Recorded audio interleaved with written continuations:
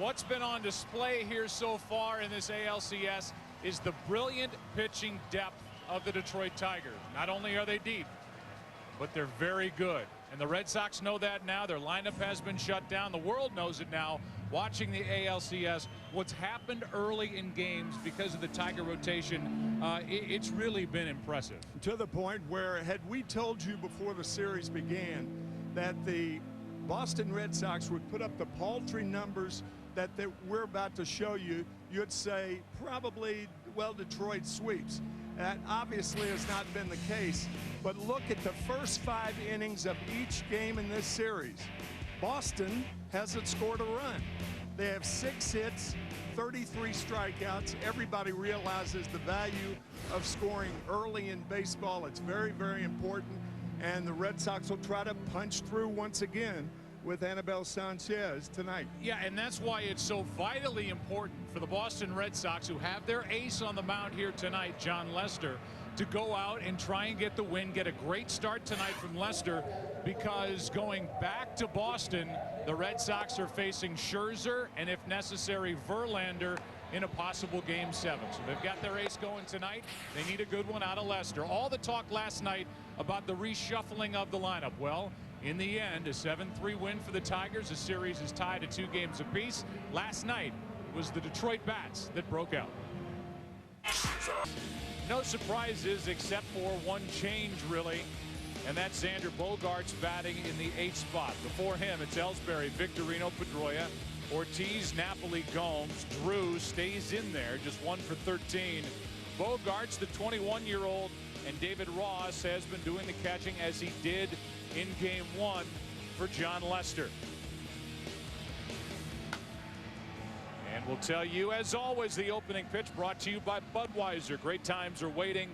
Grab some buds.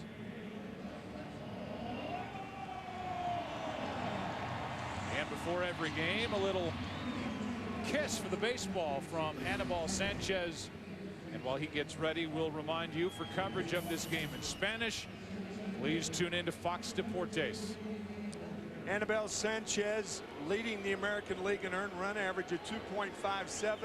He makes you take good pitches and swing it bad, and there will be a lot of check swings by the Red Sox tonight.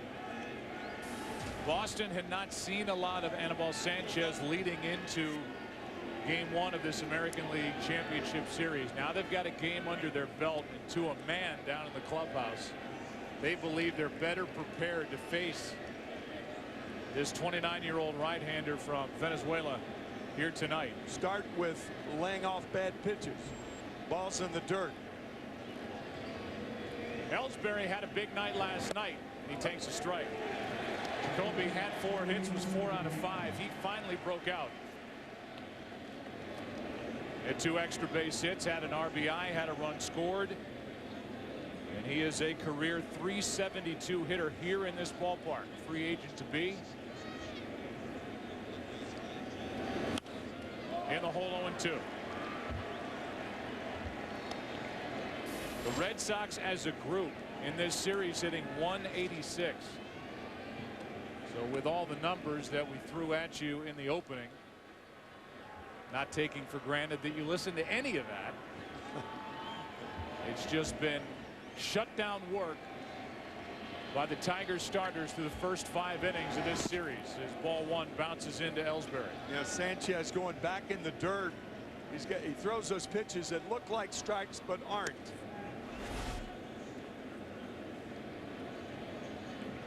That's what he did all 6 innings of Game 1, pitching no-hit ball through 6. Red Sox did not get their first hit of that game until there was 1 out in the 9th inning from Daniel Nava. That's outside. The count 2-2. Sanchez was traded here to the Tigers with Omar Infante from Miami last July on the 23rd. Decided to re-up with Detroit. Happy as a Tiger. And Ellsbury fouls it right side. A prepared fan who brought a glove, which is a smart thing to do when you're seated that close to the field. was there for a nice little one-hop stop. Gotta bring your glove. Good going. 2-2 the count.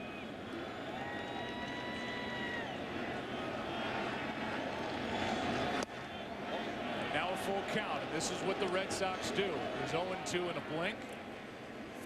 Foul ball mixed in. Good batting eye by Ellsbury. Now it's a full count.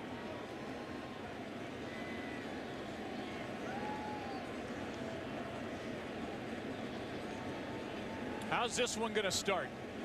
With a strikeout, one away. Let's go back to game one and all those check swings. And balls out of the strike zone. Red Sox, as Joe said, had not seen Sanchez. He had 4 strikeouts in the first inning. 4 strikeouts. And the changeup to Ellsbury to get Jacoby to lead off the game. And now Victorino digs his way in, and he's batting left-handed. We've seen him bat right-handed throughout this postseason against righties. He was in the category of a former switch hitter, and to change things up, and why not? He's 2 out of 16 in this ALCS. He's back to batting left-handed. And he's up on the count here, 2-0. The reason that he switched to begin with, switched back to the right side, was because he had a left hamstring problem, and from the left side it bothered him when he swung and missed. There's a strike. But all the times prior to this, to facing Sanchez here, he had 46 at bats against Sanchez as a member of the Philadelphia Phillies when Sanchez was with Miami. So he's back to the left side. Here's a shattered bat. Fielder makes the play and got him at first. 2 gone. Sanchez was there.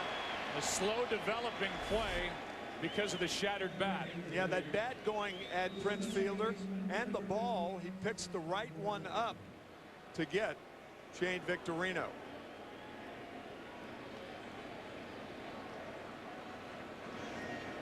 And the toss beat Victorino, and now it'll be Pedroia. Come on, Vic, come on.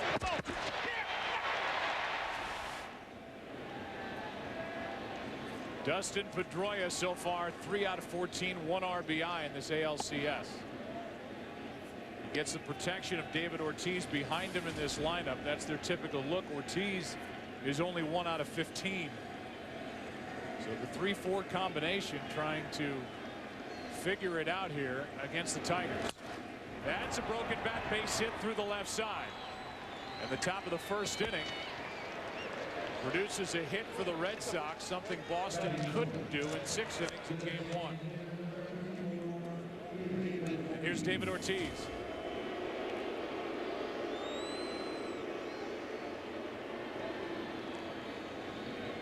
Finished the season hitting .309 for the regular year, 6th best average in the AL. So far this postseason hitting just .214. One big hit in this series, 1 for 15, and that produced his 4 RBIs. There's that wishbone offense to the right. The shift. Big rip, strike 1. I think a lot of teams would be reticent to run with 2 outs and Ortiz up. I think the Red Sox have to open things up and open eyes up as far as the Tigers are concerned. Pedroia with 17 stolen bases during the season. And teams just run on Sanchez. That's outside. Opponents were successful 27 times in 28 attempts. That's right. Be aggressive on the bases. That was against Sanchez, and this is a running Boston Red Sox team. 123 as a team, 52 of those by Ellsbury, but that total 4th best. There he goes. And a foul straight back by Ortiz. Pedroia got a great jump, but he has to come back. The reason that the Red Sox wouldn't run in this situation, it leaves first base open, and they might pitch around Ortiz. We'll let them pitch around Ortiz in the first inning and have Napoli try to drive in the runs. Now Ortiz has to protect as he's in the hole 1 and 2. I'd run again if I were Pedroia.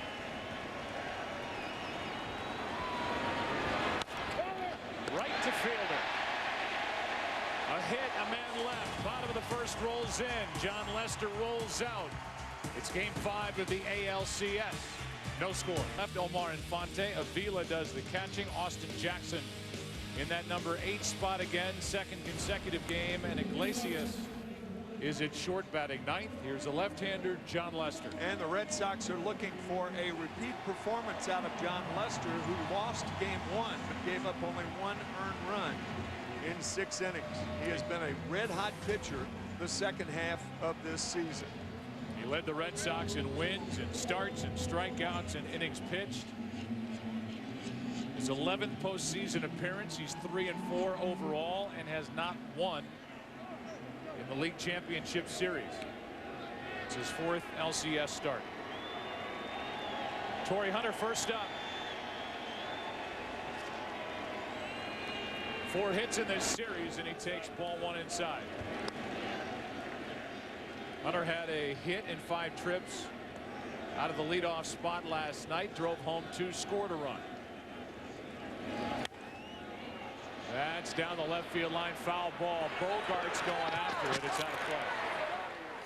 Home plate umpire tonight, Dale Scott. He's joined by Dan Iasonia at first. Joe West, the crew chief, at second. Rob Drake is over at third with Ron Culpa in left, and Alfonso Marquez, who worked the plate here last night, he's in right. Hunter Cabrera, fielder, against Lester. Jammed him. Fly ball, shallow right for Victorino, 1 out. And now the defense for the Red Sox. Only change defensively really is Bogart's getting the start. His first of this postseason. Middlebrooks starts the night on the bench. David Ross is the catcher, but that's the way it's been for John Lester. Otherwise, typical look for Boston. Xander Bogaerts, it's new for him playing third base. And he said when Miguel Cabrera comes up, I might play in shallow left field for as hard as he hits the ball.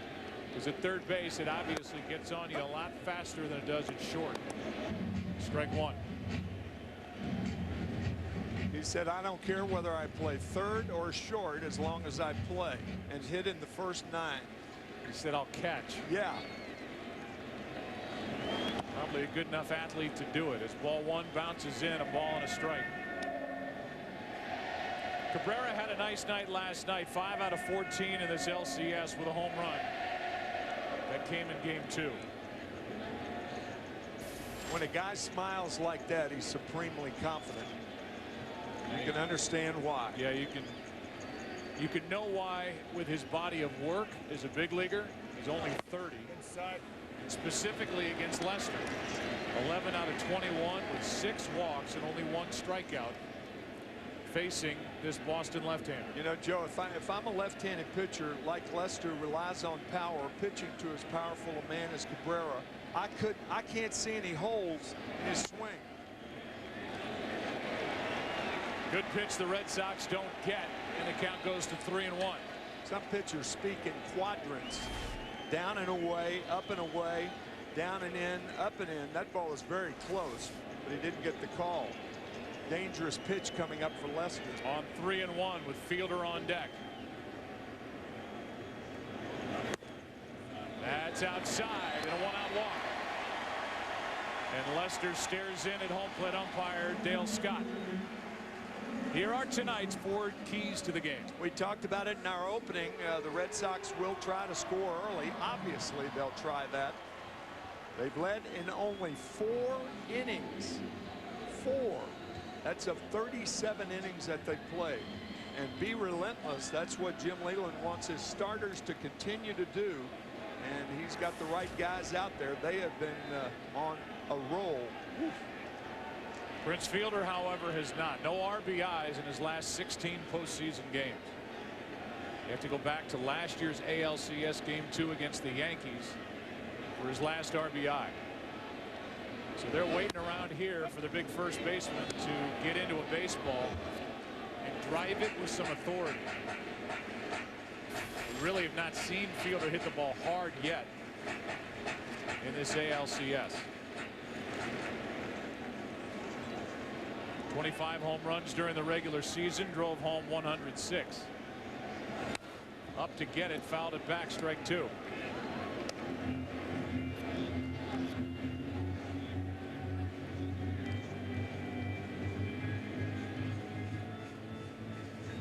Lester trying to get around a one-out walk to Cabrera with Victor Martinez on deck. Lefty on lefty here.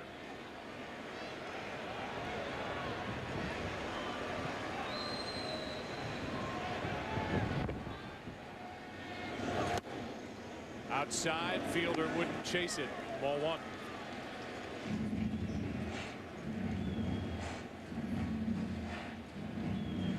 Thing about the two big men in the Tiger lineup, Cabrera and Fielder, they're both very good two-strike hitters. Do not strike out a lot. That bounces in, 2-2.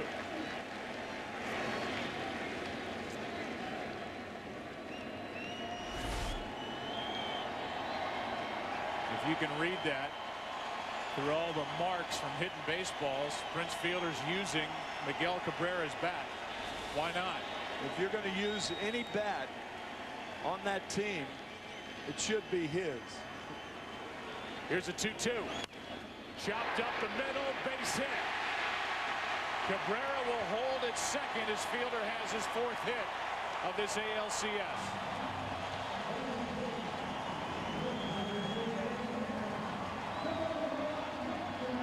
Miguel Cabrera's bat finds a hole. This ball had some nasty top spin on it and just shoots by Stephen Drew, who's playing Fielder up the middle. In case you're wondering why, as Victor Martinez digs in for the Tigers with 2 on 1 out, why it's Bogarts at third base, not his normal position at shortstop. John Farrell, the manager of the Red Sox, wants the defensive presence of Stephen Drew at short. And those infielders looking for a double play ball as Victor Martinez stands in, hitting .429 this postseason. He led the American League and grounded into double plays with 23.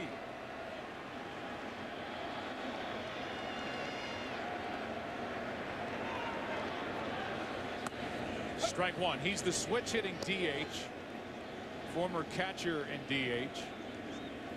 And in his postseason career against left-handed pitching, his damage has come from the other side of the plate, hitting only .171.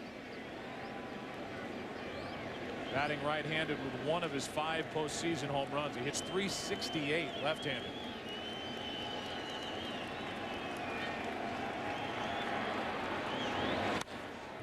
Pretty good rip. Strike two.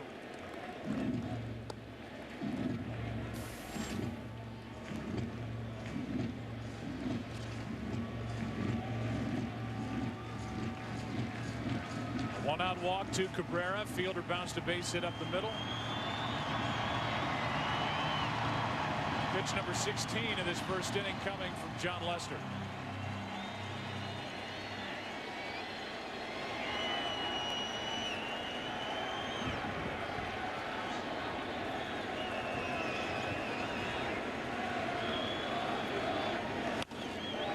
Into center field. Ellsbury right there. Barely had to move. 2 out.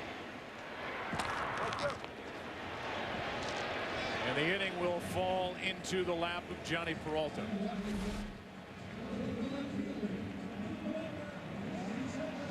Frustration for Victor Martinez, who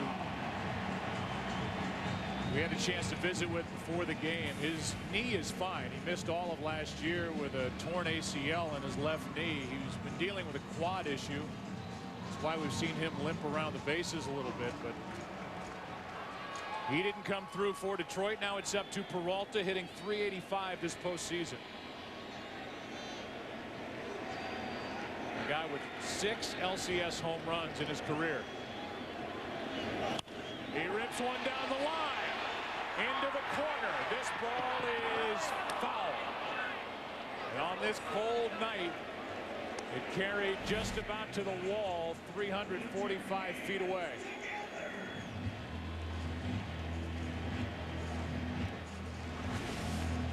Johnny Peralta with 5 hits in the ALCS. All of them have been pulled.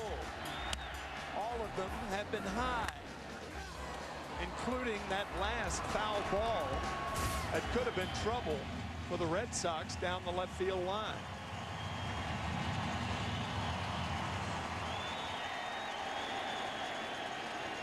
Peralta had 3 hits in game 1. Batting with 2 on, 2 out. He takes inside, ball 1. That's good policy by Lester. He came back with the same pitch that Peralta pulled the foul down the left field line. It misses inside, but that's good strategy by both Ross and Lester. John Farrell likes the way these two work together. The catcher, the veteran. David Ross for the Red Sox. Lester on the mound. That's foul. And now the count 1-2.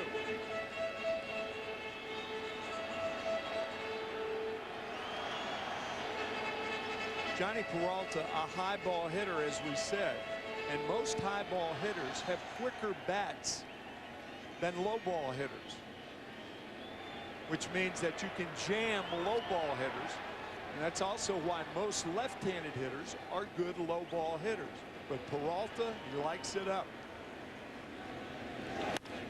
Left side base hit. Cabrera is going to be brought to the plate. Now they hold him late. He runs through it, and he is an easy out to end the first. Brookins waved him, then stopped him, but Cabrera kept coming. And the throw from Johnny Gomes, one hop, perfect to the plate. And it's a scoreless first inning here in game 5. A late stop sign put up. Cabrera kept running, and we go to the second, scoreless.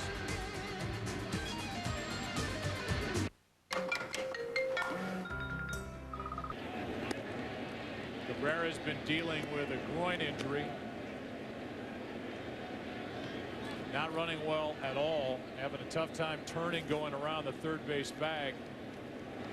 He ran into the out to end the first. Even with 2 strikes and 2 outs, that's when a base runner at second base can get the extra step or 2 that could be required for him to be safe at home, but not so. He was out by 10 feet. Good strong throw by Gomes, who had 5 assists during the regular season. He's got a big one here in game 5. Count 2-1 on Napoli, who is 3 for 12.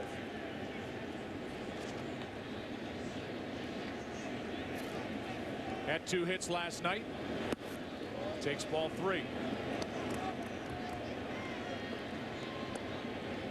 Little different looking Sanchez here in game 5 than we saw in game 1, and a little bit more patient on the part of the Red Sox, even here early, facing this good right-hander for the Tigers. As Napoli hits one into center. Back at the wall. The Red Sox lead it on a blast to center by Mike Napoli. It's 1-0.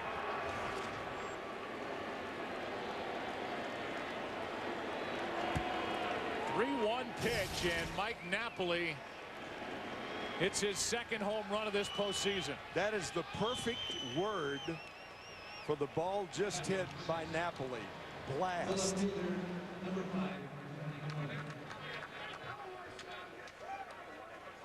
Only downside to hitting a ball that far is coming in and having the hair on your chinny chin pulled hard. It hurts.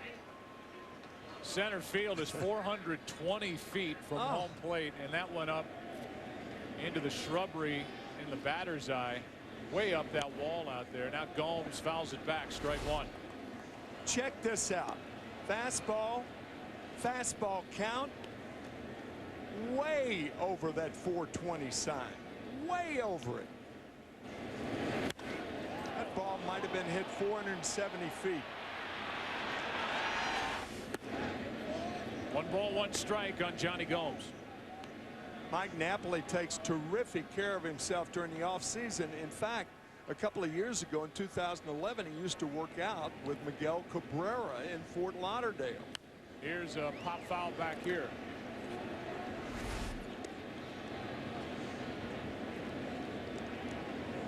Talk about using the bottom part of your body when you hit, only to have the top half of your body pulled when you get back to the dugout.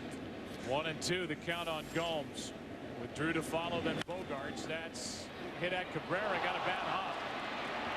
You can see that it came up on Miguel Cabrera. Gomes will reach. We'll see if it's a hit or an error. It's E5, but this ball took a funny bounce. Came up on him, but that's a big league error. So after the home run, a hop that goes the Red Sox way. Still nobody out. Second error by Cabrera at this postseason, first of this series. The batter will be Stephen Drew, still trying to get to the replay of Miguel Cabrera coming around third, being thrown out at the plate in the first inning. Here is Drew, and that's a grounder foul, right side. After the first game, John Farrell was asked by the press why the Red Sox haven't tried to bunt on Miguel Cabrera. He said at times he's 45 feet from home plate. I don't know how Miguel can look. Here's one that any kind of bunt play. Excuse me, Joe. Here's one that just trickled away, not far enough for Gomes, who was almost picked off. Not far enough for him to get down to second. He was late getting back to the bag on that throw over by Sanchez. 0-1 on Stephen Drew.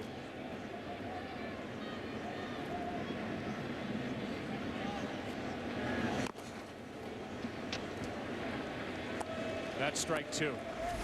Here's that play with 2 outs. Johnny Peralta again, a base hit in the hole.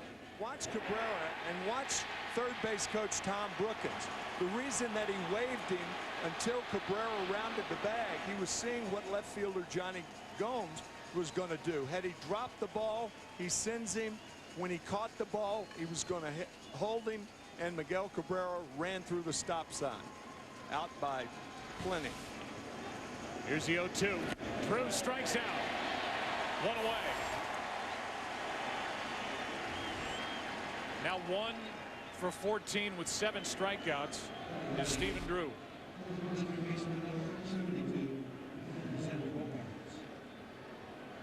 Two-seamer. Effective. Now 1 on, 1 out. And here's Xander Bogaerts. 21 years old. Got a hit last night in his only at bat. He doubled in the 9th inning. And he gets the start tonight. He is the top prospect and was all year in the organization for the Red Sox. And like John Farrell told us, this guy is so likable. Typically with a guy who's labeled as the top prospect, there's jealousy in the organization for some of the other players. Everybody is a fan in the Red Sox organization of Xander Bogaerts. What a delightful young man to fans and players alike. From Aruba, which is about a 10 or 15-minute flight from Curacao. An autonomous member of the Kingdom of the Netherlands is Aruba. Xander speaks 4 different languages as he swings through that pitch from Sanchez, strike 1.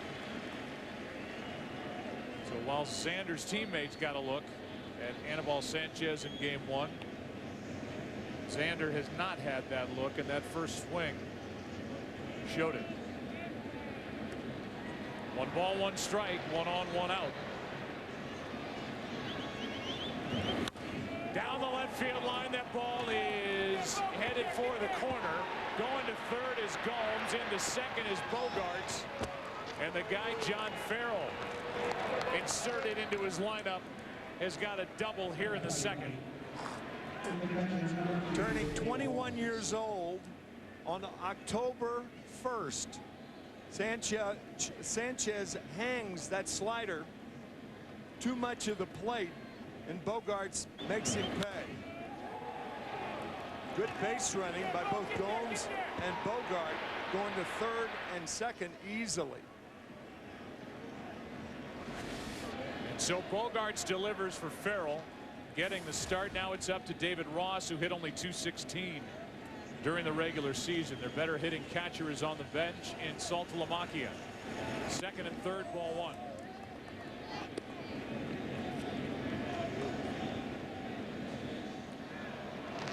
Gomes the runner at third, Bogarts at second.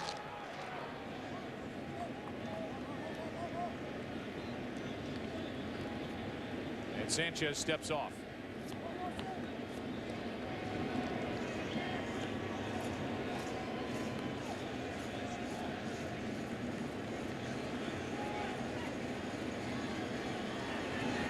Here's a 1-0 pitch.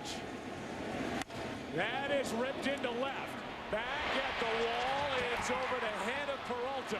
1 run scores. They hold Bogarts on an RBI double by David Ross. It's 2-0 Red Sox here in the second. And Bogarts grabbing his helmet at third base, knowing he made a mistake.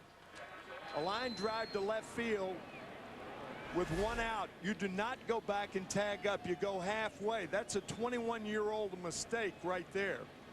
And the rule of thumb is you get as far off the bag, the closer the outfielder gets to the fence. You've got to go halfway because you've got to be in a position to score. He went back to tag up, and he knew immediately, and he just grabbed his helmet, upset with himself. Now it's second and third. Only 1 run scores on the double.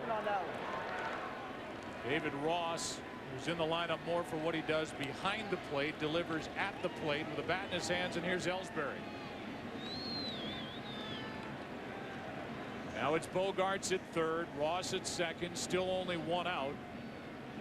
And they're pinched in at the corners for the Tigers on their infield. Strike 1. Here it is right here. Gomes scores easily, and Bogarts knew he made a mistake by not going halfway, being in a position to score.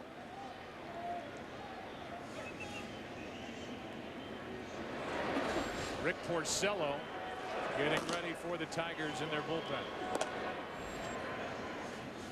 So early runs for the first time. This Boston offense clicks against a Tiger starter in the early innings.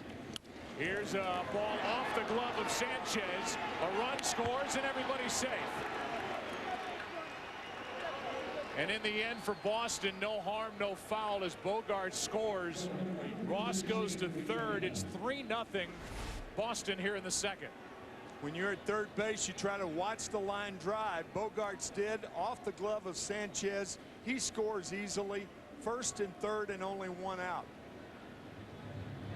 And now Jeff Jones will pay a visit, the pitching coach for the Tigers, to Anibal Sanchez. An inning that started with a home run. We've seen 2 doubles and a single and an error mixed in. Let's go down to Aaron Andrews. Well, Joe, in terms of facing Anibal Sanchez for a second time, we talked to Red Sox hitting coach Greg Colburn today about this, and he told us, look, one thing that this team is so great at doing is seeing and making adjustments against a pitcher during a game. And I talked to David Ross about that. He said the biggest reason why we've been successful doing this is we're all baseball junkies. We love every detail and every nuance of the game. We have to communicate this to each other throughout this game because Detroit pitchers don't and won't give you a lot. Well, the adjustments have paid off here in the second inning. The 21-year-old rookie mixed in the number 8 spot. Now the runner goes, and Ellsbury takes second base uncontested. Shane Victorino, a good base runner in his own right, realizing Ellsbury was running, faked the bunt. That is so frustrating for a catcher when a hitter puts that bat head right in front of your eyes and it throws your timing off. No throw by Avila. That's the 5th stolen base this postseason for Ellsbury, and his first of this ALCS. The infield is in. Victorino chops to second, throw home, and out at the plate. Big collision from David Ross. as he just plowed into Avila, who held on for out number 2.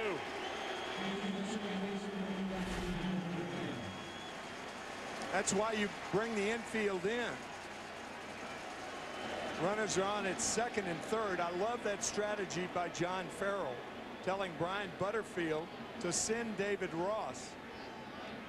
Remember, Miguel Cabrera ran over David Ross in the bottom of the first inning, and now it's Ross's turn. And then he pats him on the rear end and understands it because he's a catcher also. Jim Leland went to the home plate umpire Dale Scott. I think they're going to check on the health of Avila. And they are, to make sure he's okay after that collision, which was violent at the plate, with Ross lowering his shoulder into the right shoulder of Avila. And Alex says he's okay. Ross got up and patted Avila on his way back to the dugout, but that was a serious collision. I think he got him more on the right arm, and there wasn't the neck and the head involved that could have been a little more serious. But when you have a 3-run lead in the early innings, and even with the infield in, you take that chance of trying to score the runner from third. So it's a fielder's choice hit into by Victorino, with Infante throwing home. Both Avila and Ross missed time. The two catchers missed time this year, suffering with concussions. There didn't appear to be any contact at the head of Avila. A lot of shoulder and arm. Now the count's gone to 2-0 on Pedroia. On this cold night, Avila got hit hard by David Ross. I was trying to telestrate those two little paddings off the left and right shoulder of Alex Avila. That could have helped a little bit. This should end the inning. Infante flips. It's a big inning for the Red Sox here on the road. Behind their ace, John Lester, they come up with 3 runs in the inning that started with that from Mike Napoli. A home run to straightaway center. RBIs by Ross and Ellsbury. In game 5, Boston on it. Infante with a cue shot to short. Caught by Drew, 1 out. Here comes Avila, who suffered a concussion on August 8th because of this foul tip. That's Nick Swisher swinging the bat in Cleveland. And about 3 weeks of missed time for Alex Avila. Then that look from right in front of home plate, getting that big hit from David Ross, who missed a total of 65 games because of concussions this season. Those two catchers came together, and Avila hung on, and he's able to keep going.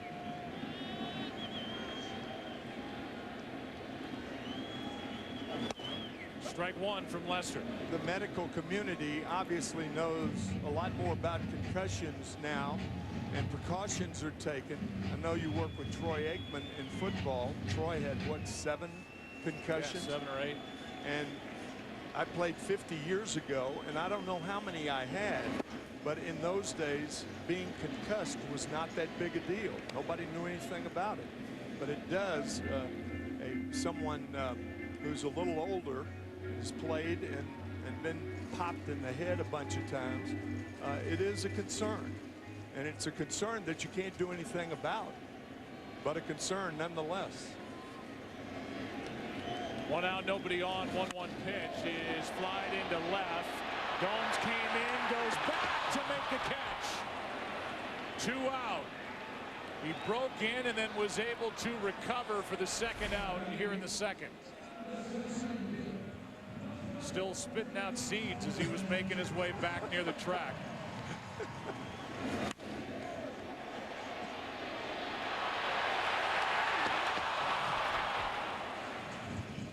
That one step in can make things difficult on the back end. But Johnny made the catch before it hit the ground. Batter will be Austin Jackson. Baseball now has a 7-day concussion disabled list. Right. Which is something teams can use to monitor a player's progress trying to bounce back after a concussion and not having to put a player on a 15-day disabled list. It takes a little bit of the pressure off both sides in that case. Trainer still making sure with Avila that he's all right. Ball and a strike on Austin Jackson, who last night had a big night for somebody who was moved out of the leadoff spot into the number 8 position, was on base all 4 times. 2 hits, 2 walks. That's outside, 2-1. Since coming to the Tigers, all but 24 plate appearances for Austin Jackson have come in the leadoff spot. Here's the 2-1. That's on the corner, 2-2. Jim Leyland moved him out of that leadoff spot to take the pressure off Jackson, and Jim was pleased to hear Austin say after the game that it did just that. And it looked it with the way he was patient at the plate, plus the 2 hits. 2-2.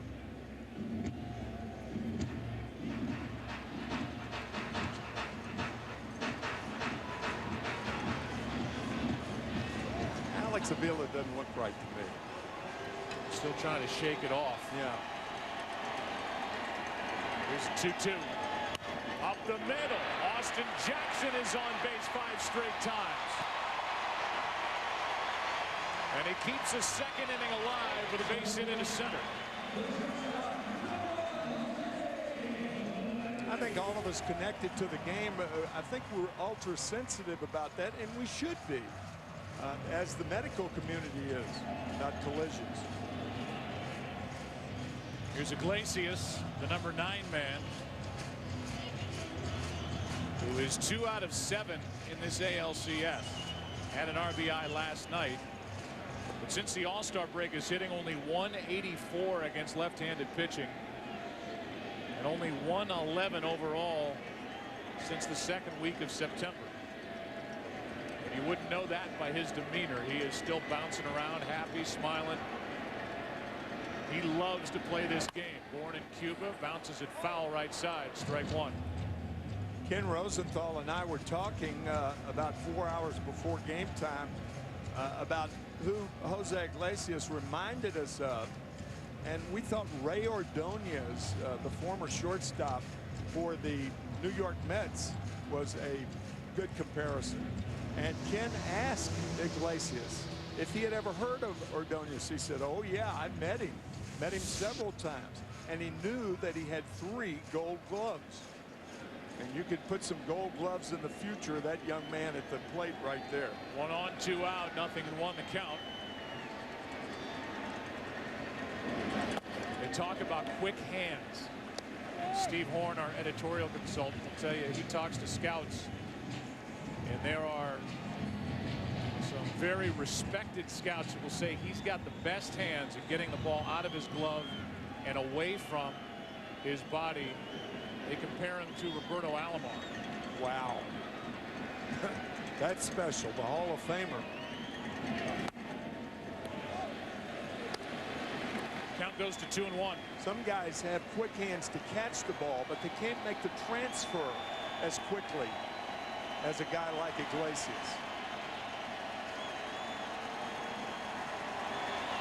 Justin Verlander trying to cheer up Avila on the bench. This crowd that's cold on a damp night in Detroit trying to get cheered up. As the count goes to 2-2, taking off for second on a ball that got away is Jackson.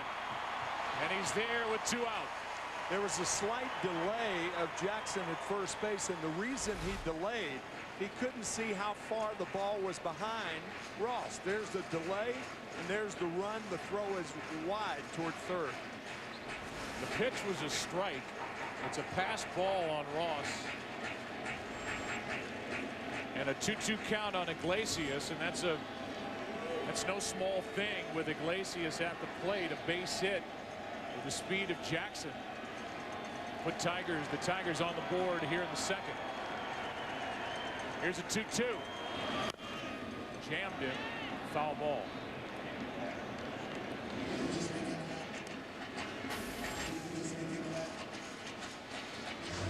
John Lester, who has been through a lot in his young life. 29 years old. Battled through non-Hodgkin's lymphoma back in 2006 after he first got to the big leagues. And he has developed into the ace of this staff for the Red Sox.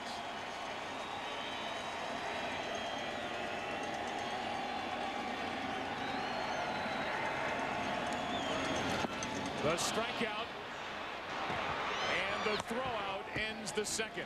A hit by Jackson, the pass ball. He's left stranded. The Tigers have lost a man at the plate and stranded two. We've played two in game 16 in this series. Took a strike. And now a ball down to Ken Rosenthal we go. Ken.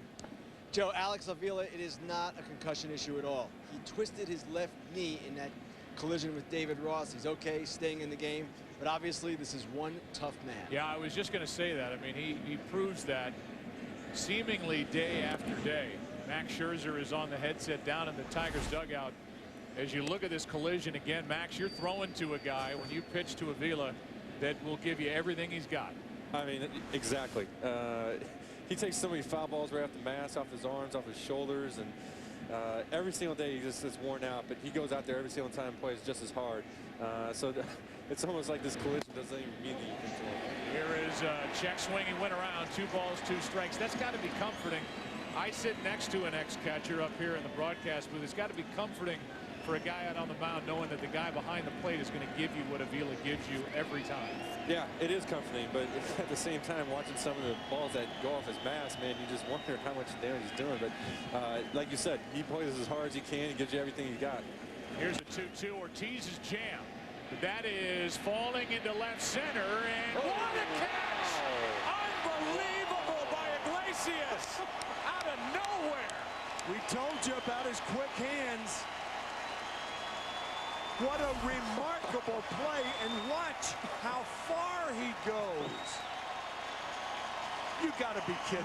I mean, that Max Scherzer, you're watching that from field level. That is incredible. That ball was down. I thought it was a hit. I don't know how I got there. Looked like a Cirque du Soleil act. Yeah, those hands are fast, just like you said. Even David Ortiz has to applaud that. He was on the other side of the second base bag. And we got you applauding down there, Max, as well. That is incredible how far he went. Here is Napoli, who hit a home run his first time up. Well, here you are, Max. Your rotation's been so good. And we'll look at Sanchez as we go through tonight. But you get another crack at the Red Sox at Fenway Park on Saturday night. I bet you can't wait to get out there. It's going to be fun. That's one of the best venues to pitch at. The atmosphere is always electric. And you're going against one of the best teams in the American League, obviously, or one of the best teams. What more do you want? This is what you play for. All the chips are on the table. Even with the monster in left field, it's still one of your favorite parks, Max? Minus that part. Take that out of it. Here's one hammered into left. Back at the wall. It's one hop and over for a double for Napoli. Mike Napoli is heating up. He's homered, doubled. He had a couple of hits last night, including a double. And he's at second with 1 out here in the 3rd inning on a high delivery. It was riding in from Sanchez. Looked like a high changeup from Anibal. Ground rule double. You, Max Scherzer, have to look back at your start in game 2, and I mean, there's nothing to change there. You have to be proud of what you did. What's your overall attack without revealing too much to us here tonight going into Saturday? Really try to keep it simple. Do a lot of the same thing. Pitch with 4 pitches and throw strike 1. They're a great team, and they pound your mistakes. And if I work ahead in the count, I always feel like I can be successful, and that's the same approach I'm going to do in game 6. We talk about strike 1 being such an important pitch, Max. It's nice to hear you confirm what we talk about occasionally up here. Yeah, it's the best pitch in the game. It certainly is. Runner at second, 1 out. Gomes at the plate, reached on an error on a funny hop over at third, his first time and scored. That's in the dirt, 1-1. We won't keep you much longer, Max, but I'll ask you about this Boston lineup. So much written, so much said about how they make a pitcher work. Are you aware of that when you're out on the mound? And if so, how do you try and combat that? Oh, of course. They grind out ABs. They foul your pitcher's pitch. They do everything, but it all goes back to you got to work ahead in the count because they do so much damage against your mistakes. So for me, I got to keep it simple and be aggressive with them and throw strike one. Make sure I'm getting to 1-2 before 2-1 and stuff like that. Because when you do that, that puts yourself in line for success. Well, Max, good luck on Saturday. Thanks, as always, for joining us from down in the dugout. Hey, thanks for having me on, guys. All right, Max Scherzer, one of the game's, obviously, you can tell in 2 seconds, real good guys. 29-year-old. And, I mean, can you just give him the Cy Young now? 21-3? I would. You called that week 1. I just thought that maturity level and his stuff were coming together at the same time. I think they have. Sanchez thought about third, gets the out at first. Gomes grounds out over to third is Napoli. And think what this inning would be without this play from Iglesias on the pop-up into no man's land off the bat of Ortiz. Obviously an easier play had he been playing straight up at shortstop, but he was on the right side of second base because of the shift. I mean, it almost looked like he was just throwing his left hand out there. Yeah, it did. Just to give it a flash. Yeah, to give it a try. Well, that try turned into an out. To start this third inning, then the double by Napoli. Gomes grounded out. The batter is Stephen Drew, who is struggling, dying to get hot here. 1 for 14. Struck out his first time. He's got a runner at third. He can run. Cabrera even with a bag, maybe a step in front of it over at third base. Strike one on Drew.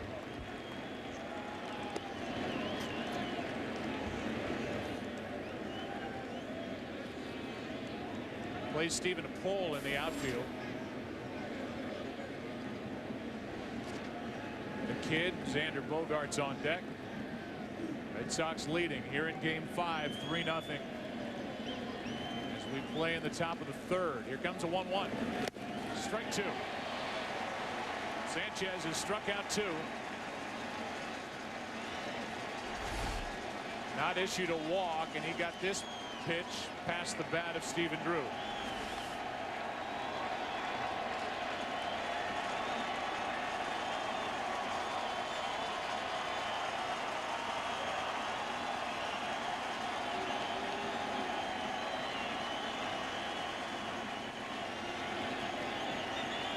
Runner at third, 2 out. And that floats away, and you can see, you heard from Kenny Rosenthal that it's a knee issue after that collision. You can see the way Avila went after that on this cold night. That knee is tight. And plus he was setting up inside.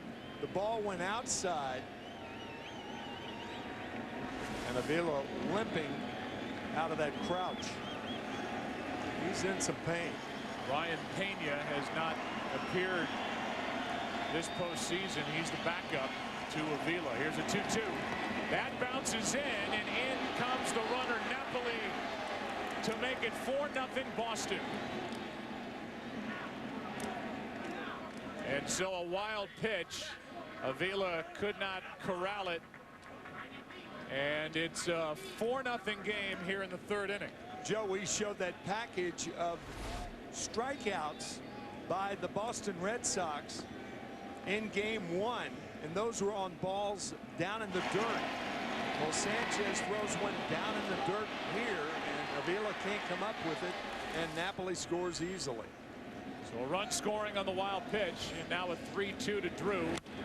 Reaching for it, he grounds to Infante. Inning over. Red Sox add to their lead. A 1-out double by Napoli, scores on the wild pitch. 4-0 Red Sox, and walk his first time up, and then was thrown out at the plate on a one-hop strike from Johnny Gomes to end the first inning. Red Sox went to work in the second, got 3, one of them an unearned run, and then scored on a wild pitch in the top of this third. They lead 4-0.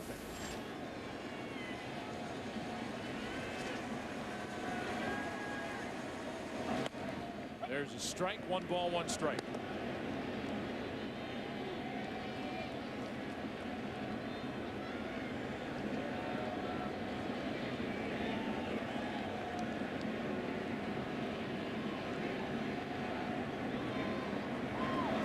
Outside, 2-1.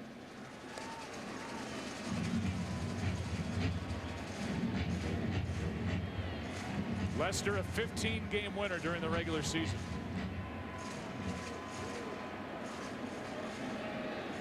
Brings home a 2-1. That is down the right field line, slicing into the corner. Foul. 2-2. Talked about his first time up. How do you keep Miguel Cabrera from making solid contact? There's nothing you can do consistently on the mound to prevent that.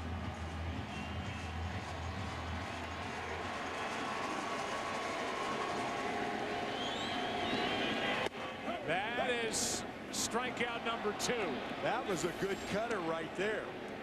Cabrera thought it was outside, but Dale Scott, the home plate umpire, stayed with it. You can see the trajectory of that ball.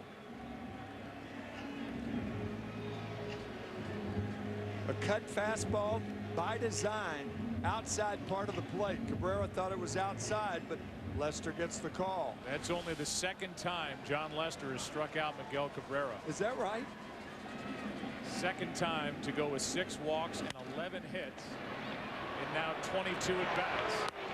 Fielder grounds out. That was Drew on the other.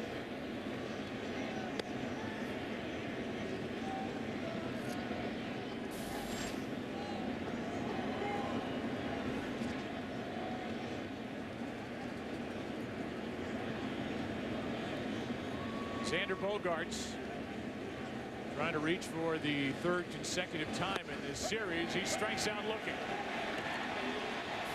Let's get to know him a little bit. The rookie, 21-year-old. Mi nombre es Xander Bogaerts, shortstop van de Boston Red Sox. Mitad de Isla Aruba, isla contento. Let's go Sox! Even threw a little Boston accent in there. He is a delightful young man. Very, very smart. Here's David Ross. Ken Rosenthal has been digging around and spent some time with Xander before the game. Ken, give us more on Bogaerts. Well, the Red Sox actually signed him at the same time as his twin brother Jair. They originally came to look at Jair when Xander was just 16 in Aruba. Xander was in bed with a chicken pox that day. He still has the scars on his face, but his mom let him go to the tryout, and the Red Sox, well, it was baseball love at first sight. They signed Xander for $410,000, Jair for $180,000.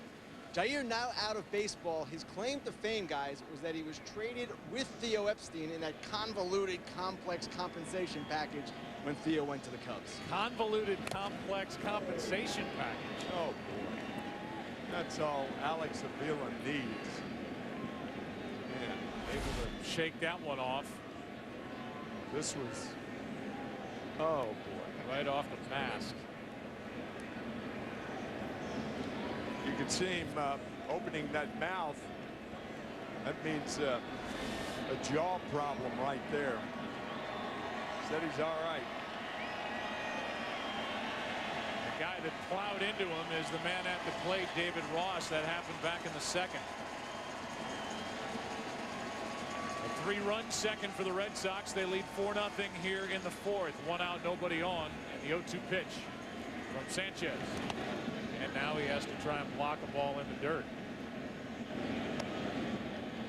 He has just been a baseball magnet all season long for the Tigers. You can just see his body language. He's leaning on his right knee because his left knee is the one that is bothering him.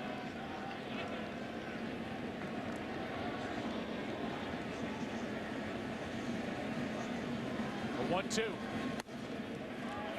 2-2.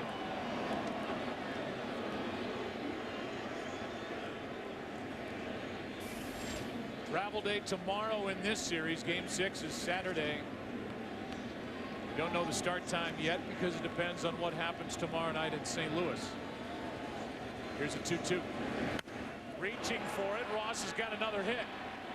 He's 2 for 2 as he finds the hole into left for a 1-out single. That's that breaking ball, and he hooks it right between Cabrera and Iglesias.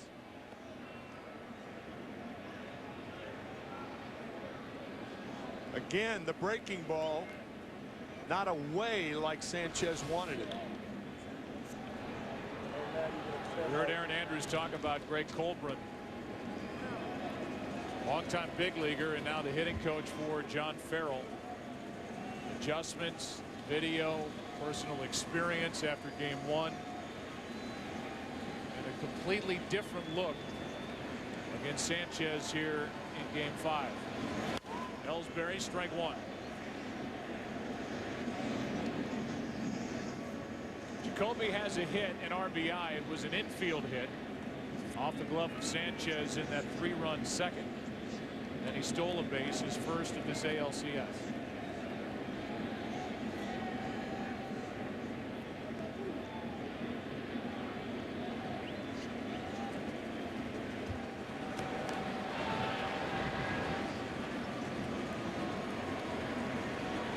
Here's the 0-1. Late swing by Jacoby, strike 2.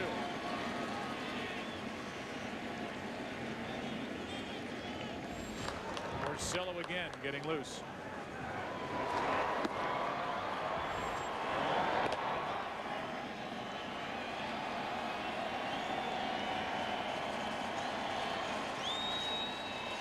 Sanchez 1-1 this postseason. Lost game 3 of the division series against the A's here. Winner in game 1. He's on the short end now, 4-0 as he misses low with ball 1 to Ellsbury. Something you talked about coming into tonight's game and what the starters have done through the first 4. Different story tonight.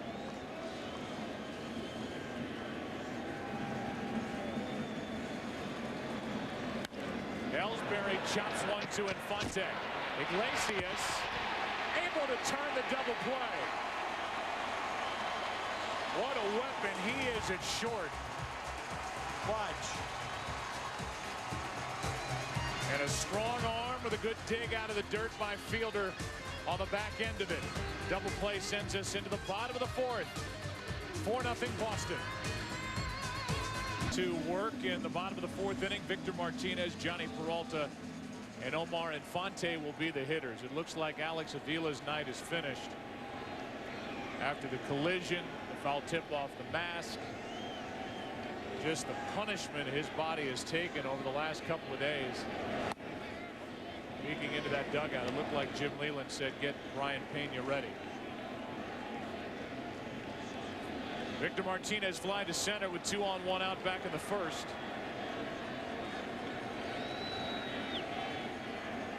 Pena getting set to go. Here's a 1-0. Back up the middle. Leadoff man is on for the Tigers in the 4th inning. Let's watch the last 2 days. Painful 2 days for Alex Avila. Started with that foul tip off his foot.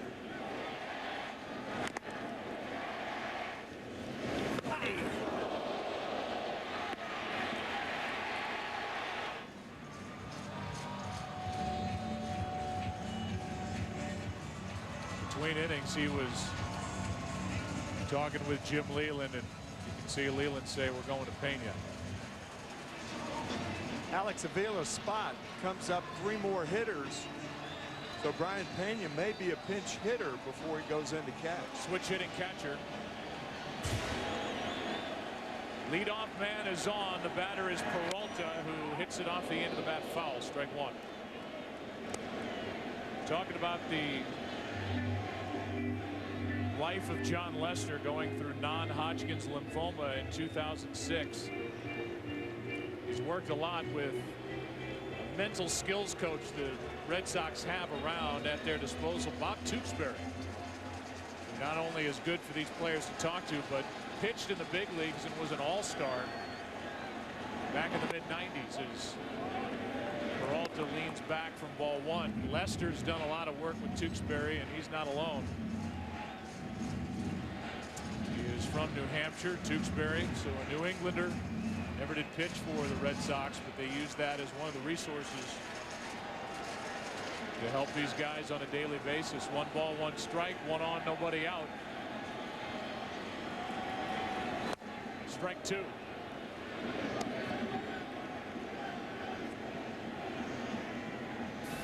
On deck is Infante. After Infante, it's Pena. Not officially, but it looks that way as Avila left the dugout, went back into the clubhouse. Here comes a 1-2 from Lester.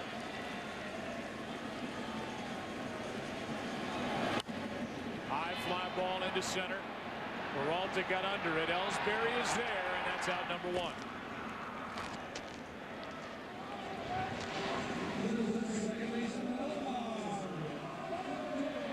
And Peralta serves as his own bat boy. Picks up his bat. Bat boy went out for no reason. Here's Infante.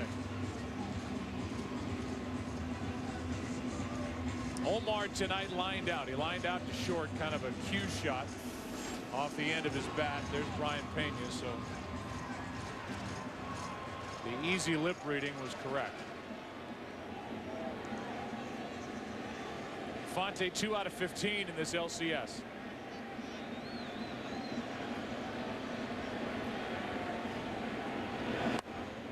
Ball 1 outside.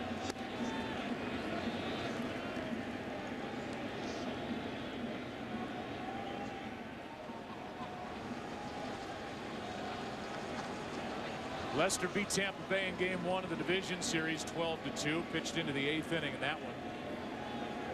The tough luck loser in game 1 on Saturday night in this LCS. That's ball 2. Talked about it in our opening that John Lester was looking for a repeat performance tonight. And so far the Red Sox have seen it. Giving up only 1 run in 6 innings, even though he did take the loss in that 1-0 Detroit win in game 1. He's allowed 4 hits. He's walked 1. He's struck out 2.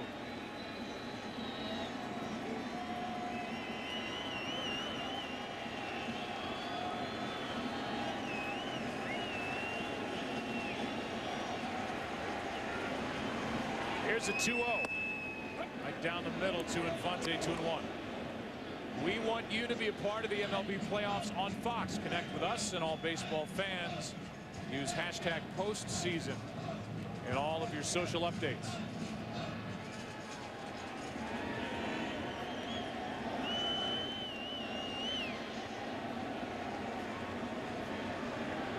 Here's a 2-1. That's foul. 2-2.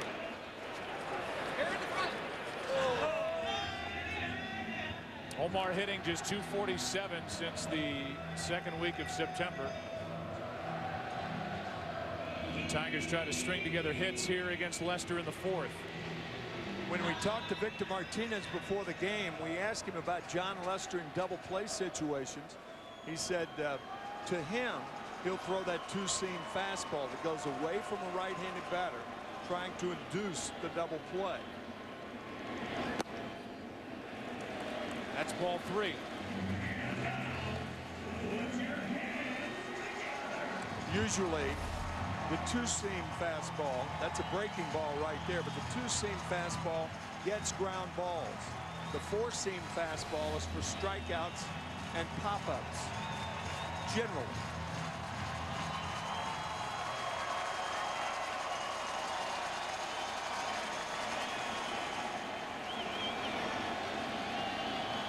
Three-two pitch. Foul again.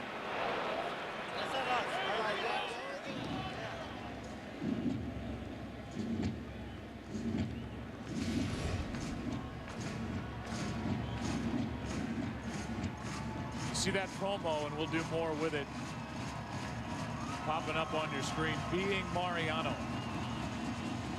which is something that any baseball fan, not just Yankee fan, really any sports fan, should check out. Here's another 3-2 pitch. 1 on, 1 out, and it's 2 on after the second walk, handed out by Lester tonight.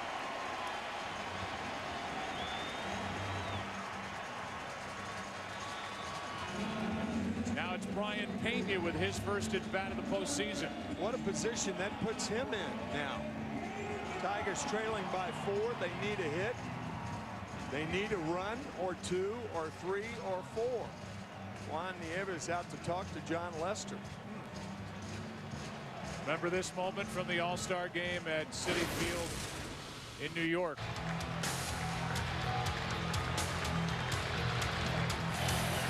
Every other player stayed away. And the best to ever do what he does in the big leagues, close games, was out there by himself. Is linked to Mariano Rivera for the rest of time. Here's Brian Pena, ball 1 outside.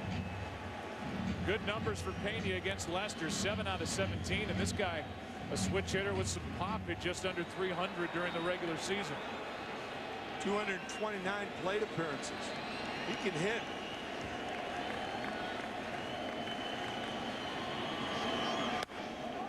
Two and 0.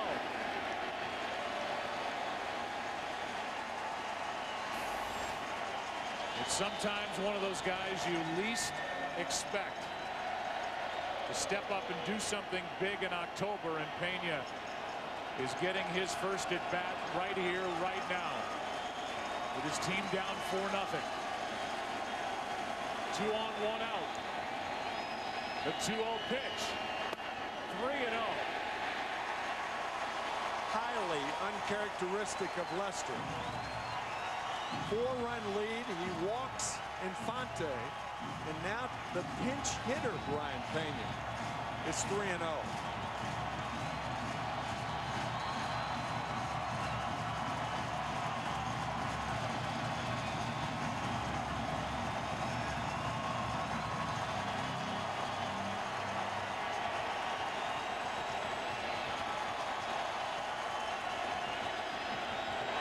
Strike 1.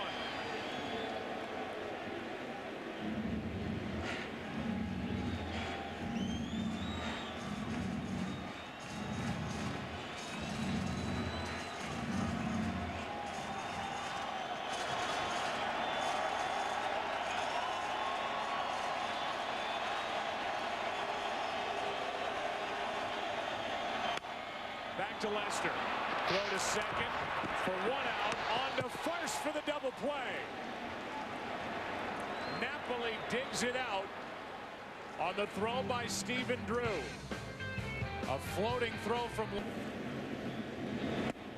He's caught once in the big leagues in 2011. Avila's out for the rest of the night. The other way they could go if they want to lose the DH, Victor Martinez, former catcher, caught 3 games this year. Here is a bouncer to fielder for out number 1. Victorino's 0 for 3.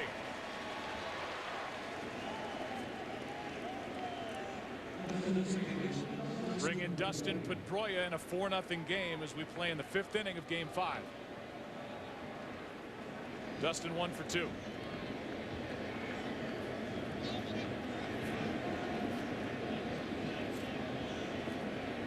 Got a 2-out base hit in the first.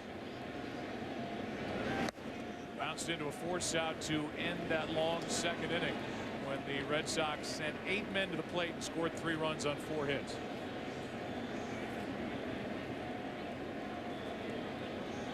First pitch a strike from Sanchez, and now a ball.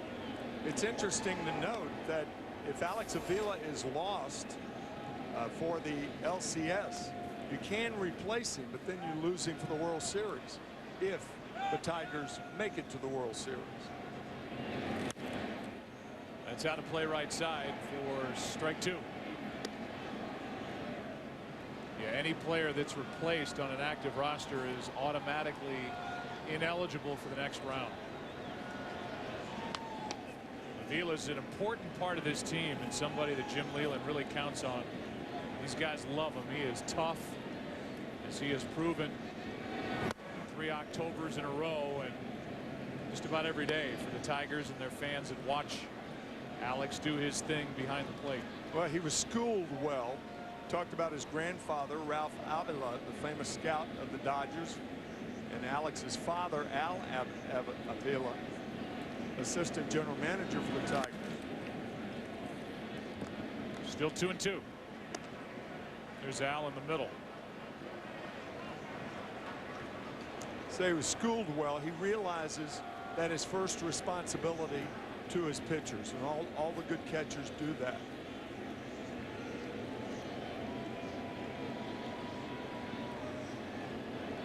Two-two pitch. Breaking ball is flying into center. Austin Jackson coming to get it. 2 up, 2 down against Sanchez here in the 5th. In the bottom half of the inning, it'll be Austin Jackson to lead off. Something he's used to. Then Iglesias, then Torrey Hunter against John Lester as David Ortiz digs in.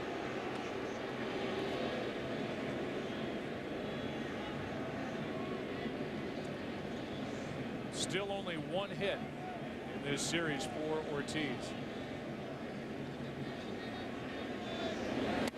When you talk about clutch, and obviously he hit the grand slam in game 2. He didn't like that ball.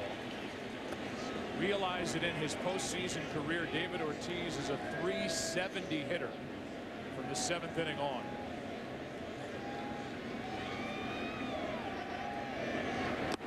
Think about that now.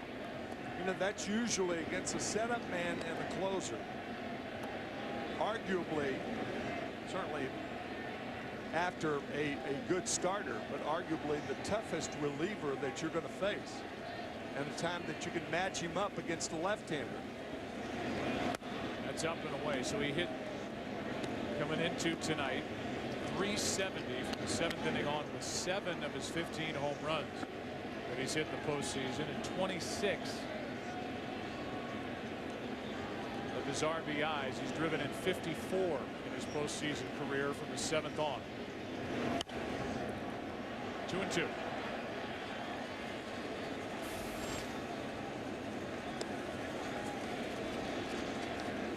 Victor Martinez, who is the DH for the Tigers, spent some time talking to David Ortiz about how you prepare yourself for your at-bats when you're not playing in the field. Victor Martinez, a catcher, settling in as the DH, something he did not like doing his first year 2 years ago. Ortiz is jammed. In comes the left fielder. Peralta won't get there. Ortiz is on with a base hit into left as he dropped it beyond the infield and in front of Johnny Peralta. It was the same route Jose Iglesias took when he made that sparkling play the last time a ball was hit in that area. The difference is that ball a bit deeper than the previous one.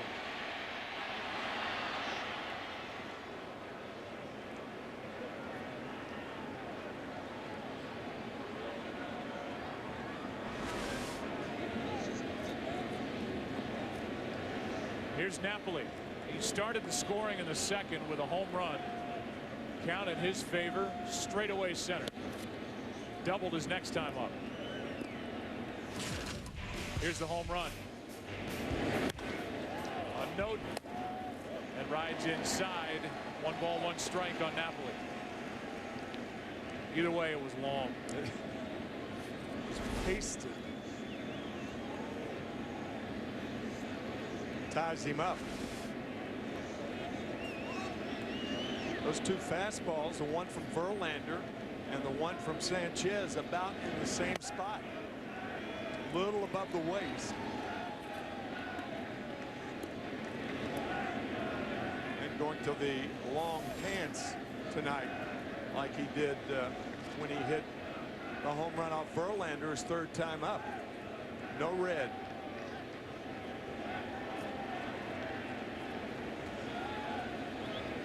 Napoli waits for a 2-1 pitch, and that catches the inside corner. Good movement on the fastball. Napoli didn't agree with the call. It's 2-2. I think Mike thought it was inside. Could have been.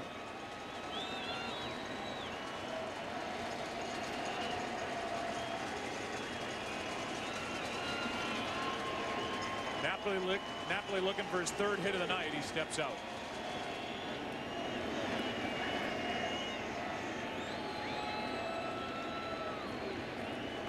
Two out in the inning here in the top of the fifth.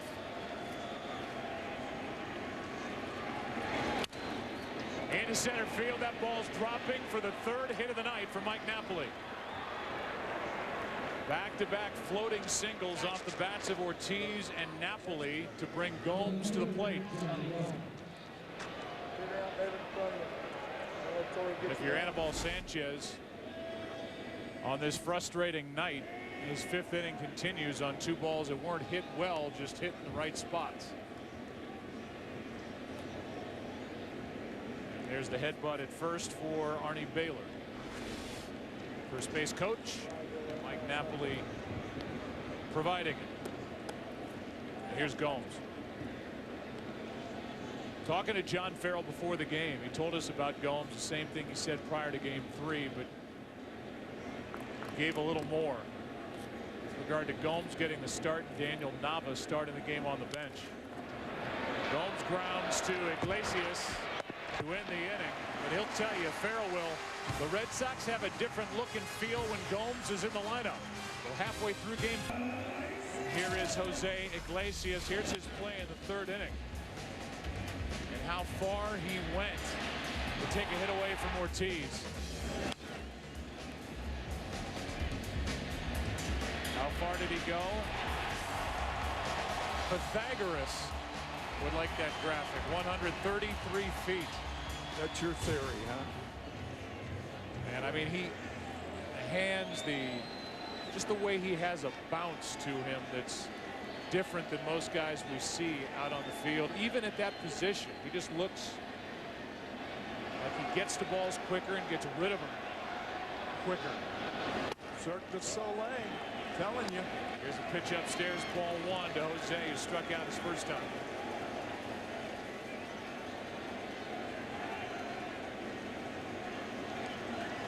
The starting shortstop for the Boston Red Sox this year on opening day. Big piece to let go. Yeah. Jake Peavy was the target. Ben Sherrington. Peavy lost in game 4 here last night. And the Tigers had to make the deal because they were staring at a suspension for Johnny Peralta coming up. His involvement with biogenesis and that list in his 50-game suspension. So Dave Dombrowski was proactive, got Iglesias. They should have him for a while. Here's a 1-1 pitch, a bunt. Lester bobbles and got the out, flipping it out of his glove. Iglesias going to argue the play, but I think he was out. Now Rafael Belliard out to protect his shortstop, and now here comes Jim Leyland. Leland's going to argue. I saw the same thing you did. It looked like Lester just, after bobbling it, flipped it out of his glove to Napoli for the out. Well, what a play by Lester recovering. You know, as any baseball fan knows, as Iglesias is trying to push the ball by Lester. That pitch was a high fastball. Lester going, his follow-through took him toward the line. He misses it the first time, and now he uses the glove for the shovel to get his man. He was out. Good call by Dan Iasonia, the first base umpire. Napoli catching in the heel of his glove. Down to second is Jackson. Heavy mist starts to fall here in Detroit with ball 1 to Torrey Hunter.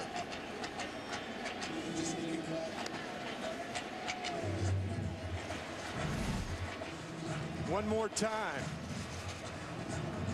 Look how far inside the line Iglesias is.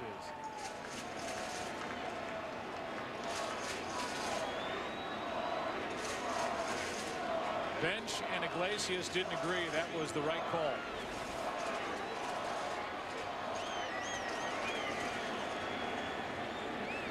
Jackson at second, 1 out. A 1-1 count on Torrey Hunter, who's flied to right, grounded out to third. 10 o'clock straight up here in Detroit. 50-degree night. Wind blowing, rain falling. That's us. Game 5 of this ALCS. Series tied at 2 games apiece. Red Sox leading here tonight before the series goes back to Fenway on Saturday. Strike 2. Rain has been off and on all day. Nothing heavy yet. And the forecast is for this to continue, but nothing heavy coming our way. As Phil Pope, the left-hander, starts to get loose as we play in the bottom of the 5th.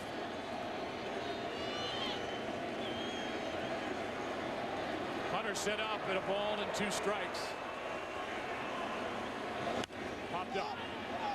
Playable for Ross. 2 out. So with all that, we'll give you a summary of what we've seen so far here in Game 5 over a wet camera lens. I don't know who would volunteer to go clean it off, dry it off. Napoli, big night, 3 hits. He started the scoring with a home run to center and a 3-run second. Lester is trying to get through the 5th, up 4-0, and Anibal Sanchez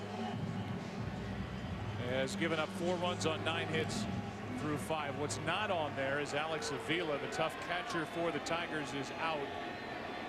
Replaced in the 4th inning by Brian Pena. Joe, you and I were talking about 10 minutes before game time, and both concurred that the Boston Red Sox should play this game like it was Game 7. That's how important it is, facing Scherzer and Verlander if it gets that far.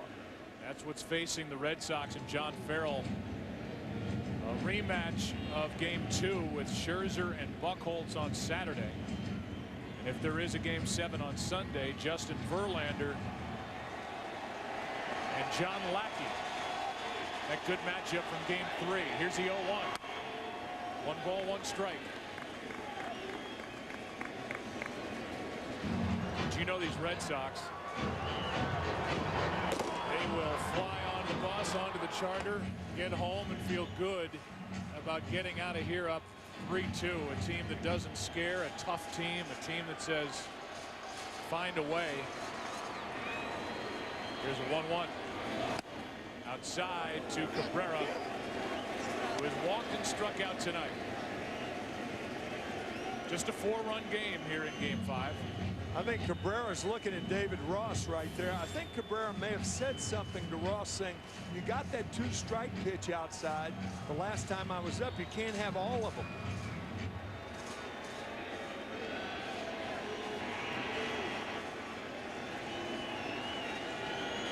Two and 1 the count.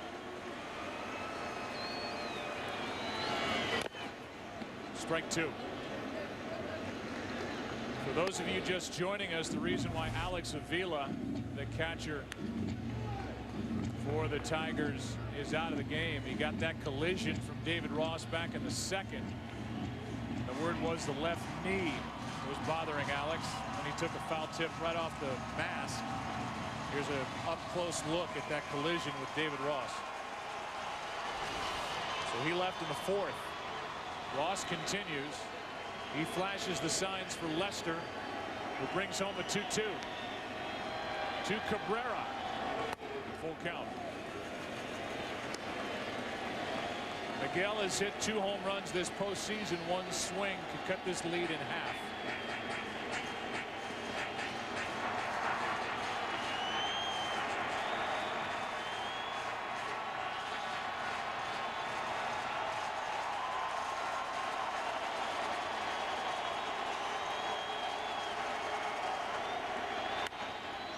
Had him off balance, and Cabrera spoiled the pitch. That was Boston's side. Detroit's side will be after tonight's game.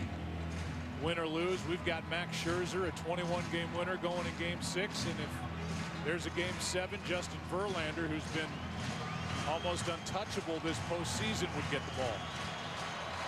So who knows what's in store for this series when we go to Fenway. Another 3-2 pitch to Cabrera. That is a shot into left center field. Ellsbury won't get there. And the Tigers are on the board. It's 4-1.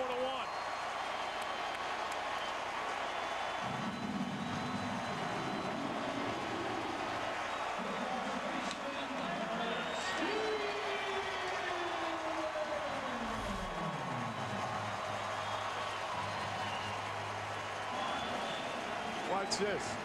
Good pitch. That was the curveball that he fouled off. And Lester comes back with the fastball. That was not a good pitch. Hammered the left center field. Cabrera did that 137 times during the regular season. Drove in a run, and he drives in Detroit's first run tonight. And now this crowd is thirsty for something out of Prince Fielder. Instead, he grounds one to Pedroia. Fielder's struggles continue. Still no RBIs this postseason for Prince. Tigers on the board, 4-1 after 5 in Game 5. The 6th inning, it's a 4-1 game now after the RBI by Miguel Cabrera. The scoring started with a tater to center off the bat of Mike Napoli. 3-run second, another run scoring in the third, and a wild pitch. It was 4-0, now 4-1. Austin Jackson doing his part out of the number 8 spot. Here in the 6th inning, it's Stephen Drew. He's frustrated as well. 1 for 15 in this ALCS. Struck out, grounded out.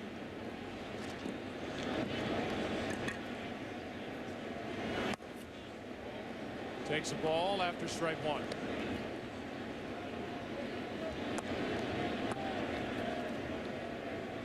Drew, then Bogarts, then David Ross.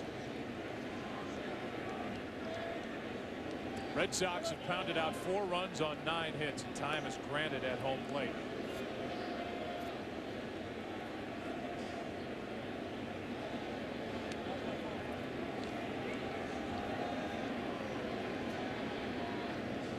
Rick Porcello, Phil Cope getting loose as Drew is in the hole 1 and 2.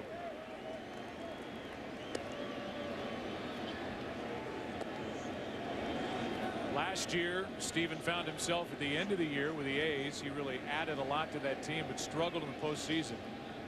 Came in hitting less than 150 over the last 2 postseasons. And he's 0 for 3 here tonight. Strikeout number 4 for Sanchez. Tonight's Dodge Durango trivia question: who was the youngest American League position player to start a postseason game? The answer: Mickey Mantle. 19 years, 349 days old when he started Game 1 of the 51 World Series in right.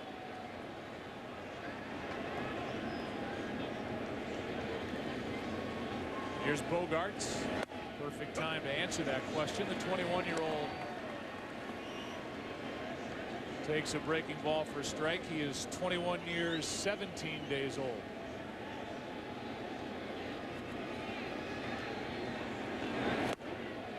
That was Joe DiMaggio's last year, and Mickey Mantle told me that running after a fly ball in the right center field at the Polo Grounds, that he stepped on a drainage ditch and hurt his knee and had to be sent to the hospital and missed the rest of the season of the series. Here's a pitch that barely missed. 1 and 2. It was Game 1. I beg your pardon. It was Game 1, but it was at Yankee Stadium, not the Polo Grounds. Here's a pitch that's down. 2 balls, 2 strikes. Dale Scott is the home plate umpire. He's wearing a microphone, and he had a great exchange with David Ross earlier in the game. We'll play it for you now as Bogarts pops it up. Iglesias. The easy play this time. 2 out, and here's their exchange earlier in Game 5. Doing all right. Look at that beard. Yeah, right. Got some gray in that son of a gun. Right? I don't know what's going to crawl out that on a daily basis, you know. You just get I don't grow this out too much because it's very gray. Well, I don't grow mine out, but these guys, like, we're doing the beard thing, and I said, hey, I'm going to show my age all of a sudden. Yeah, I know. I got fans calling me coach. Yeah, it's not fair. No, it's not. lot of long, hard nights on the field. Got fans calling me coach. Coach digs in 2 for 2 with an RBI double and a single. He's done a good job behind the plate for John Lester. These two have hooked up now twice in this ALCS, and Lester came in having allowed no runs or 1 run in 6 of his last 12 starts. And since the 8th of August, he's 6-3 with an ERA of just over 2. He's allowed 1 run on 6 hits tonight. David Ross has been involved in 2 collisions this evening also. One from Miguel Cabrera in the first inning, running through a stop sign at third. And then on the other end with Alex Avila. Alex had to leave the game. Ultimately, David appears to be all right. 1-1. Ball 2, 2-1. Talking about the gray in his beard, telling us before game 1, you know, you always want to present yourself as a young guy to the front office because you're always looking for the next deal. Sure. Another year or 2, perhaps. Extensions come from his chin. Here's the 2-1. Outside, 3-1.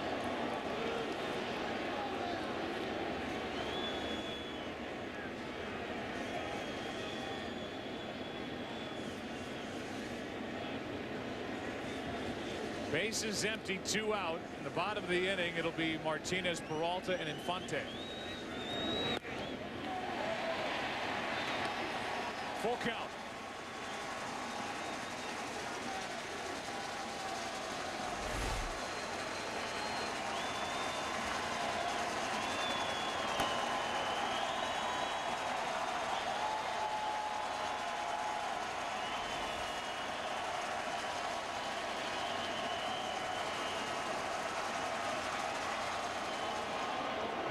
On his last practice swing caught Pena with that backswing, and so he hopped out of there.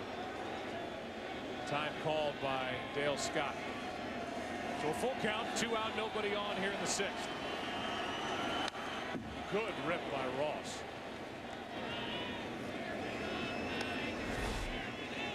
This approach by the Red Sox tonight totally different, of course, from game 1. Seeing Sanchez the second time choosing strikes instead of balls out of the strike zone at which to swing. 3-2. Strikeout ends the inning. 2 in the frame for Sanchez, 5 on the night. Bottom of the 6th inning rolls in. It'll be Martinez, Peralta, Infante for the Tigers, down 3. It's a piece. Red Sox lead in game 5, 4-1. And Lester brings home ball 1 to Victor Martinez, who's 1 for 2. And once again, our scouting report on John Lester tonight try to have a repeat performance of game 1, and he gave up 1 earned run in 6 innings. He's given up 1 earned run tonight thus far. Here's the 1-0. 2-0. Lester got into trouble in the 4th with a leadoff hit by the guy at the plate now, Victor Martinez. Peralta flied out, but Infante walked. Fell behind in the count to Brian Pena, 3-0, but got him on a double play ball. RBI last inning for Miguel Cabrera, put the Tigers on the board. They're down by 3. Now the count's 3-0 on Victor Martinez.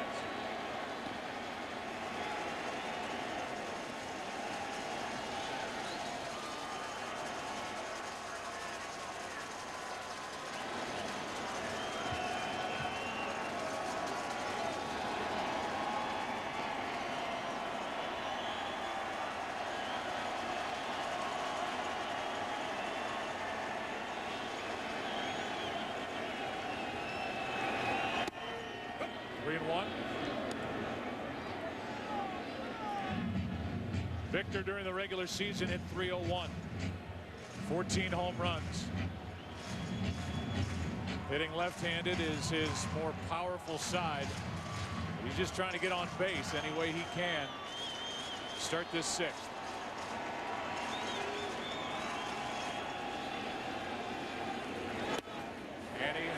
for the leadoff walk.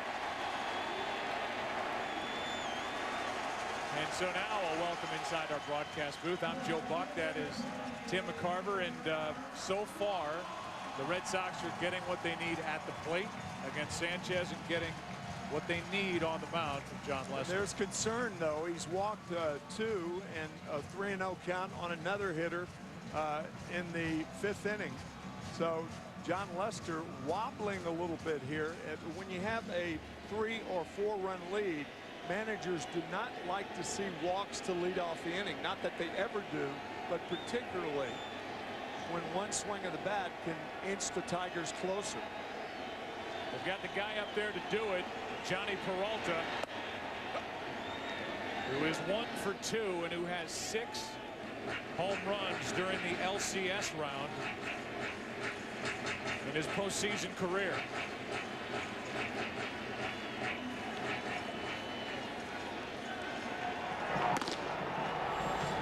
Junichi Tozawa getting loose.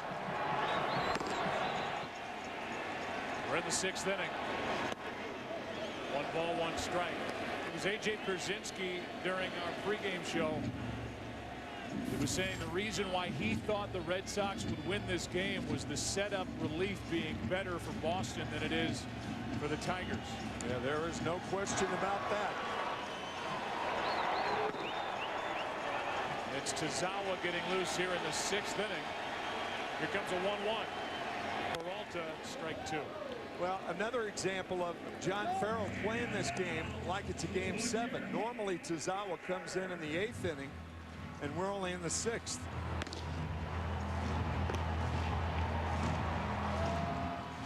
The Red Sox bullpen has been so good over the last 5 games, have not allowed an earned run. Opponents hitting under 180 against the bullpen for John Farrell. 17 strikeouts over 16 2/3 innings. 1-2 the count. Breaking ball strikes out Peralta. 1 away.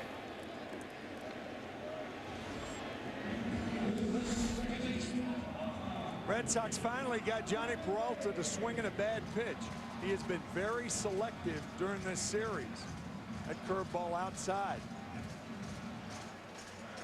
That's something you could do when you stay ahead. You heard Max Scherzer earlier talking about how strike 1, the biggest pitch in the game, and he's right. So the 3rd strikeout of the night for Lester follows the 3rd walk of the night for Lester. 1 on, 1 out for Infante. He's 2 out of 15 in this ALCS. Strike 1. By the way, I mentioned A.J. Pierzynski. A.J., I know you're watching back in the studio. Leland can't wait to see you after he heard you talk about them panicking last night by changing the lineup. There's strike 2. And he followed that with, I love A.J., by the way. I love to give him trouble. And so he's aware that the panic word came out of the mouth of A.J. Pierzynski, and it turned into a 7-run night and a 7-3 win. The P word. With a reshuffled lineup for Leland. That's ball 1. And Ross keeps it at the plate.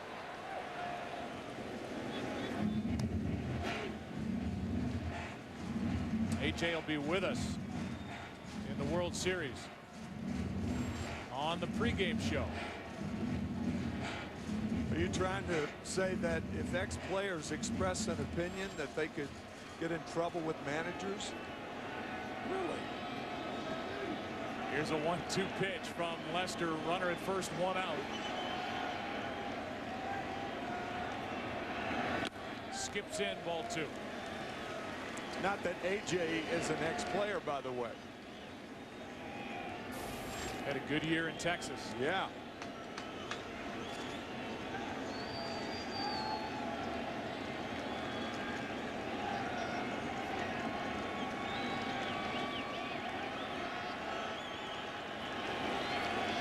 Two and 2 the count on Infante. And that's in on the hands. The foul tip caught Infante down low. Where to get him? Looked like the left calf. It's amazing how many hitters wear that little shin strap for protection on the ankle and hit their calves.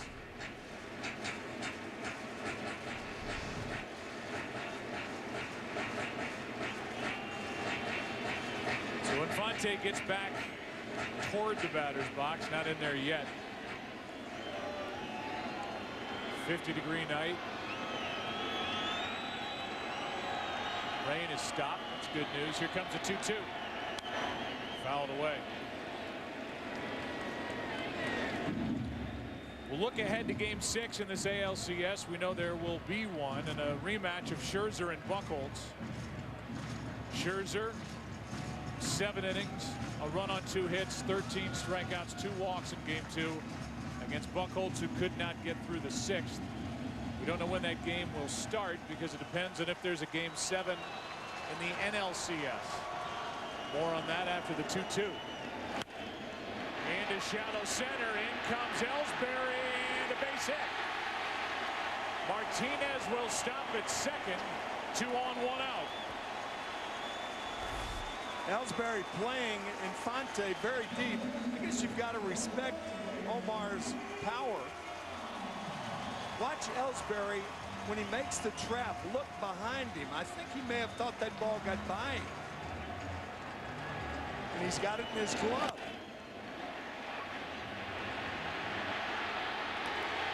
He turns around, looks behind him, realizes it's in his glove. That flare hit to center is the end of the night for John Lester. John Farrell takes the ball away from the left-hander Lester. He exits as we play here in the 6th inning in Detroit. I'm sure doesn't feel that way. They're his responsibility as he takes over here in the 6th inning. Interesting with a switch hitting Pena coming up. Tazawa has been part of this very good bullpen for the Red Sox. Pena hit 4 home runs during the regular season. All 4 were from this side of the plate. Wow. And he had a .325 average left-handed, .264 average right-handed. And a home run in this situation obviously ties the ball game. So Lester exits. Pena's up. The replacement for Avila, who left with injury in the 4th. And here's Tazawa. 2 on, 1 out. That's into the gap in left center field. They're going to bring the runner to the plate. That's Martinez. It's a 4-2 game.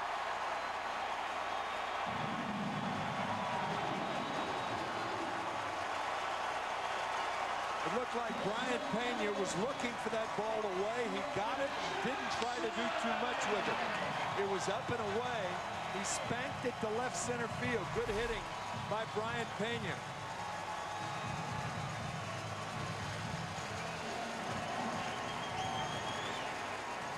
Tazawa, who came on to eventually get a huge strikeout in Game 3 of Miguel Cabrera, throws 1 pitch and is greeted by the replacement, Brian Pena, with an RBI base hit into left center. And now Austin Jackson will dig in with 2 on, 2 out. Tying runs are on. Infante had an idea about going to third base, but he put on the brakes, realizing there are 2 outs. Strike 1 from Tazawa. I beg your pardon, 1 out.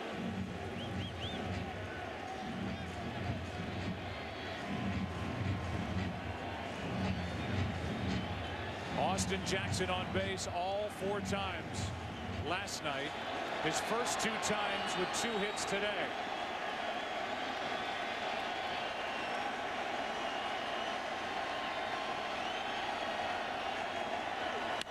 Left side. Going to be tough to turn. Bogart's out. Pedroia. They got them both. A double play. Bogarts to Pedroia, and the tough second baseman for the Red Sox hangs in to turn the 5-4-3 double play back into the bullpen. Here comes Jose Veras, the right-hander, as we play in the 7th. Just feather it out. That's back to batting right-handed against the right-handed pitcher. He had seen a ton of Anibal Sanchez, 46 at bats prior to tonight. That's the second most that any hitter had faced Anibal Sanchez, and he had done it batting left-handed. So Victorino went back to what he knew against Sanchez. Now he's back to what he's been doing recently because of the bad hamstring. Batting right-handed, even though he's a switch hitter against a right-handed pitcher, and the count's 1-1. Interesting thing about Veras is Veras has that wicked curveball of his that goes away from Victorino. Tougher right-handed batter. Here comes a 1-1 pitch. That one stays up. We're talking about game 6 in this series, and the start time depending on what happens in St. Louis tomorrow night. When Kershaw and the Dodgers take on Waka and the Cardinals in game 6. If the Cardinals win, the game is Saturday night at Fenway Park. If the Dodgers win, the game is Saturday afternoon, just after 4 o'clock in the East at Fenway, before game 7 in St. Louis.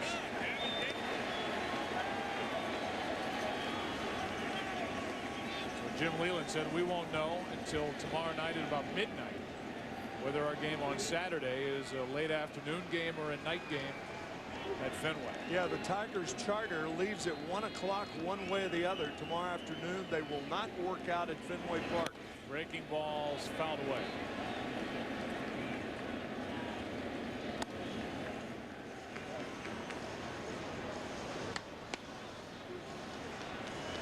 The Tigers in the bottom of this 7th will have Iglesias, then Hunter, then Cabrera. It looks like Tazawa will head back out to work. He finished off the 6th. Here's a 2-2. Full count.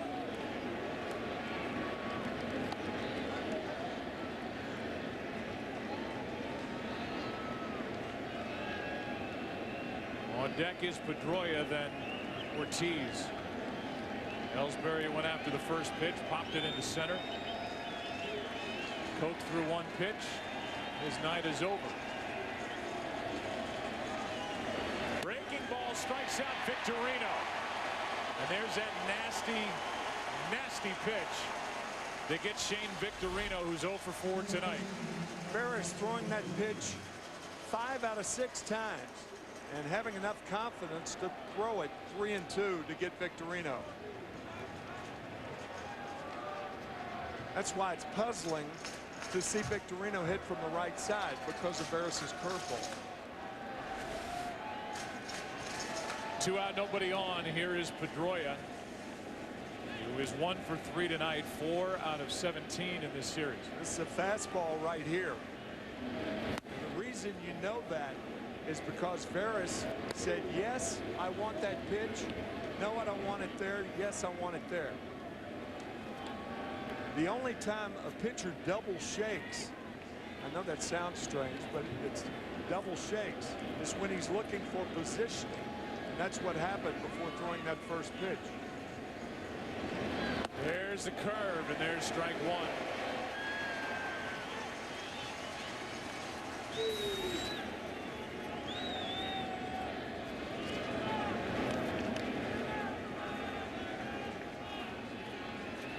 Pedroia steps out, gets back in.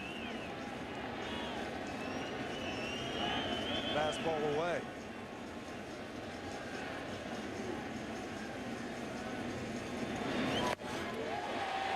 Tailed back at 95, and too much for Dustin Pedroia, strike 2. Jose Veras has been very impressive during this LCS.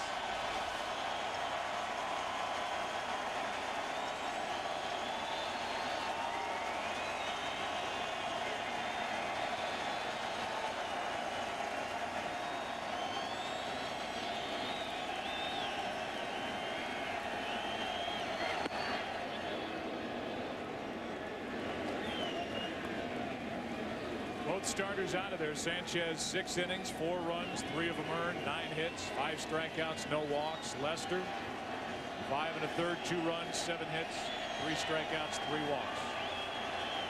Both the pitchers of record to this point.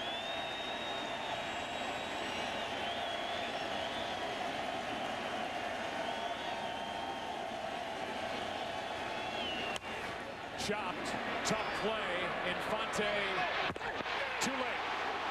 And Omar Infante did everything he could. It's remarkable how infielders make these plays with their bare hands at will now. It used to be an unusual play. Not anymore as Pedroia legs out and infield hit.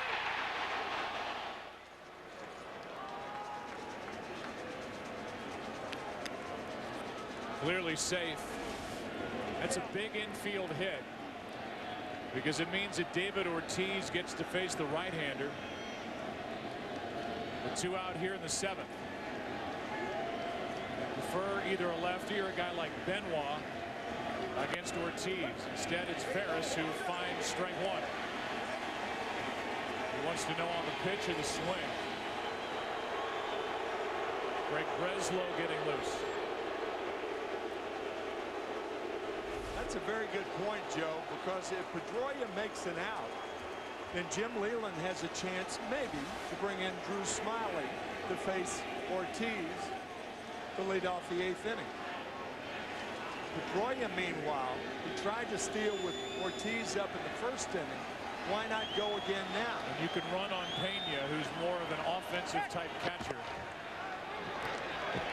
And he's had no play. He hasn't had to throw the ball since coming in as a defensive catcher for Alex Avila.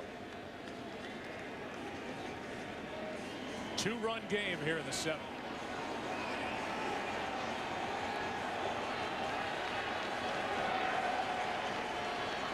Pedroia is sizing him up.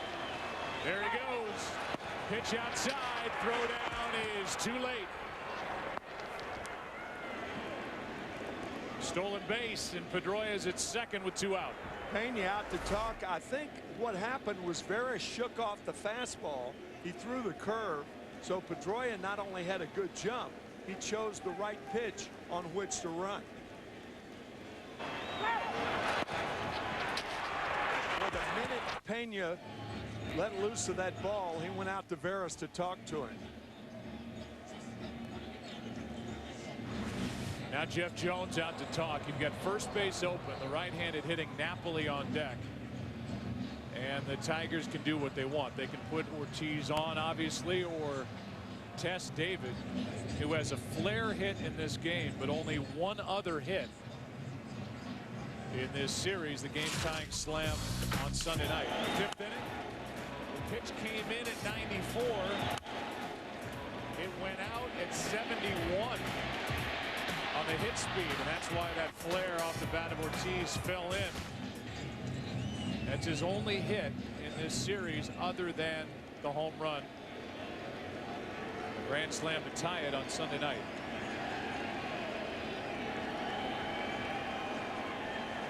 Runner at second, 2 out. Ortiz hits one into right center field, going to get it. Hunter. And the runner, Pedroia, left on. It's time to stretch in Detroit. Cold, wet night. It's game number 5, and the Red Sox lead by 2. They'll finish this season in last place in the AL Central, 30 games out behind Detroit. Greg Breslow is getting loose. Iglesias will be the hitter. Tazawa continuing to take his warm-up tosses. We remind you tonight's game is sponsored by Geico. 15. So playing the bottom of the 7th. A close eye on Tazawa, who drops a breaking ball low. Ball 1. 3 right-handers will be hitting against Tazawa. Iglesias, Hunter, and Cabrera, and then the left-hander will be Prince Fielder, and I assume that's why Breslow is warming in the Red Sox bullpen, even though he's very effective against right-handers. Yeah, I was going to say that's what is the bonus with Breslow. They don't mind him against right-handers either. That is outside. The count 2-0 on Iglesias, who's 0 for 2.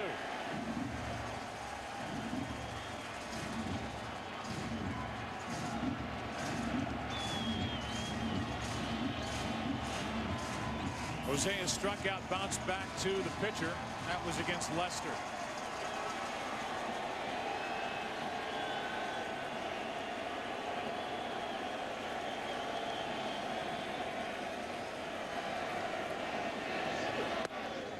A strike to make it 2-1.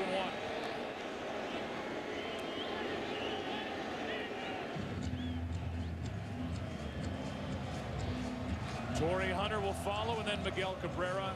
As Tim said, fielder due up 4th in this inning if it gets that far. Now Xander Bogaerts goes in. That's one language he does not speak. Japanese. Ball got loose in the outfield. And Tazawa waits before the 2-1 pitch to Iglesias. MLB Fan Cave coming back in 2014. Players, celebrities, concerts, and more. You can be a part of next season's team. Go to MLBFanCave.com and apply right now.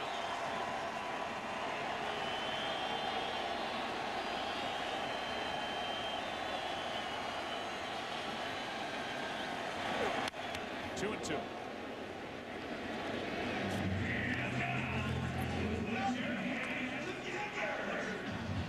Ellsbury in center field, fairly shallow. Victorino in right, very shallow.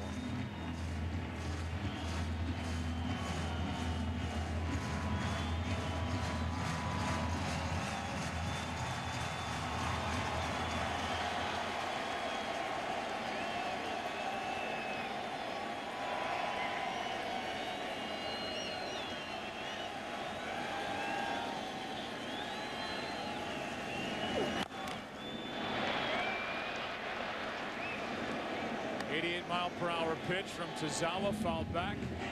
Still 2-2. If you're Detroit, you want one of your first 2 hitters up and on because of Cabrera. Obviously, you'd love to have both of them on for Cabrera, but you'll take one up with Cabrera at the plate.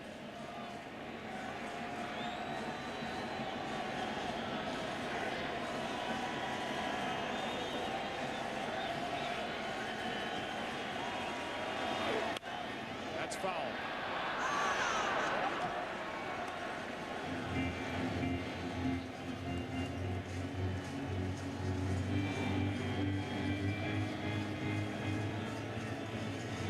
First 3 games of this LCS were 1-run games.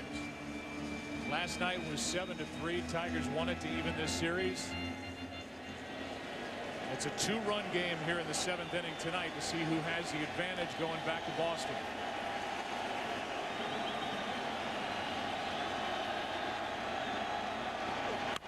Into center field, base hit. And Iglesias is on for the first time tonight. Ball was almost on the ground. Below the knees. Lifted to center. And the Tigers have what they want. Their leadoff batter on base.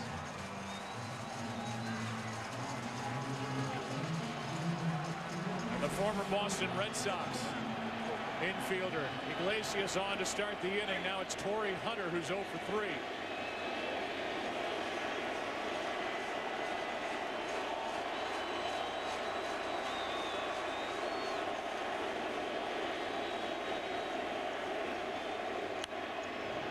Play, strike 1.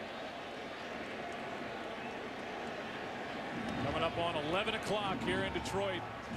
4-2 game. Napoli with 3 hits tonight. He started the scoring with a home run to center back in the 2nd. Alex Avila had to leave in the 4th inning after a collision at the plate with David Ross. That's us. 50-degree night. Rain has stopped. Coldest night of this series is tonight, game 5.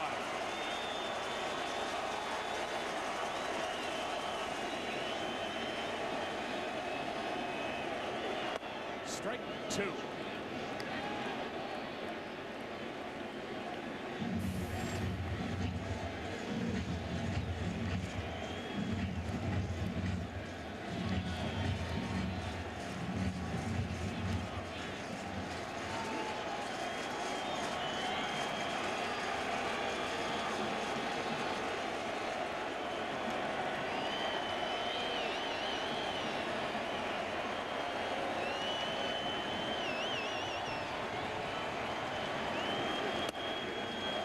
Eyes off, ball one.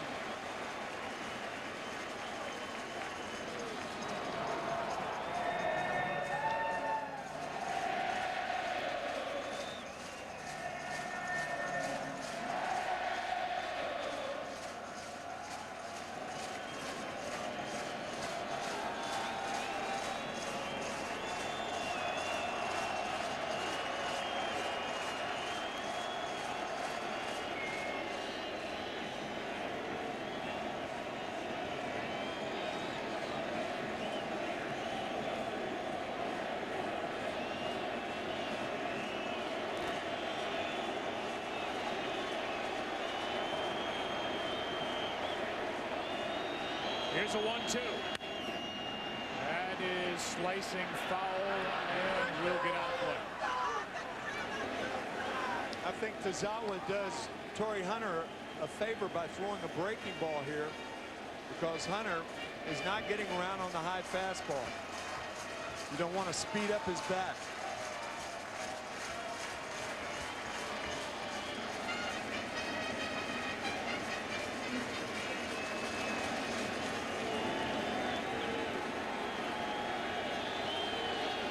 Good battle here between Torrey Hunter and Junichi Tazawa.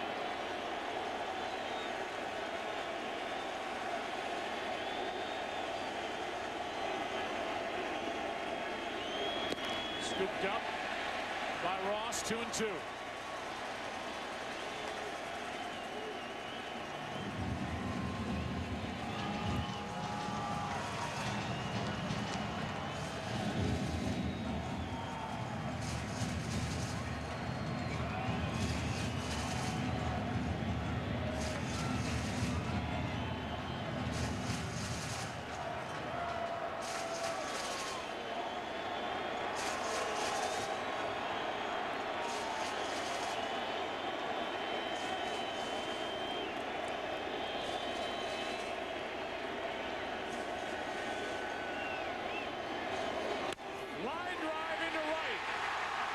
Iglesias will turn and go to third.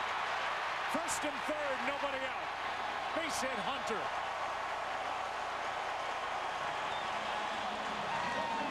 This crowd realizing what is happening. First and third, nobody out for Miguel Cabrera. Torrey Hunter in the hole, 0-2. Fouls off some tough pitches. 2-2 pitch hammered to right field. Iglesias to third.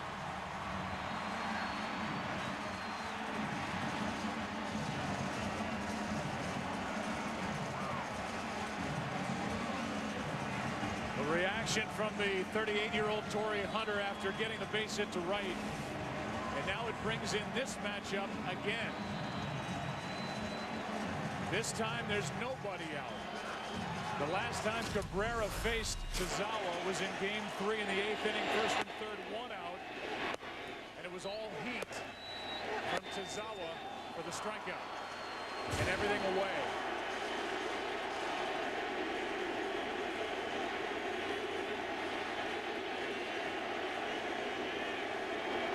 Back out there for ball one.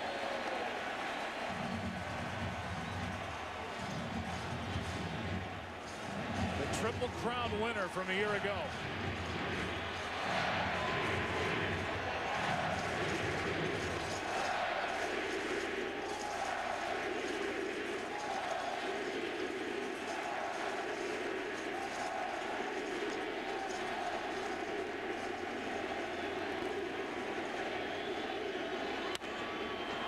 To the second baseman, Pedroia will step, get the double play, a run scores, and it's a one-run game.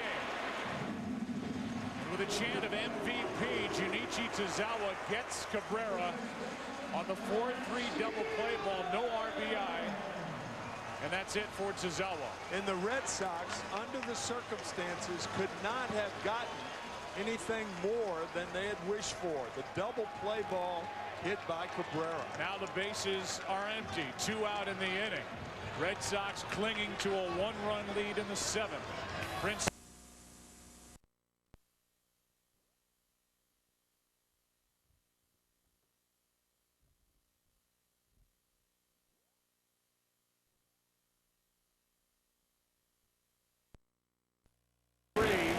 Sox on top, bottom of the 7th.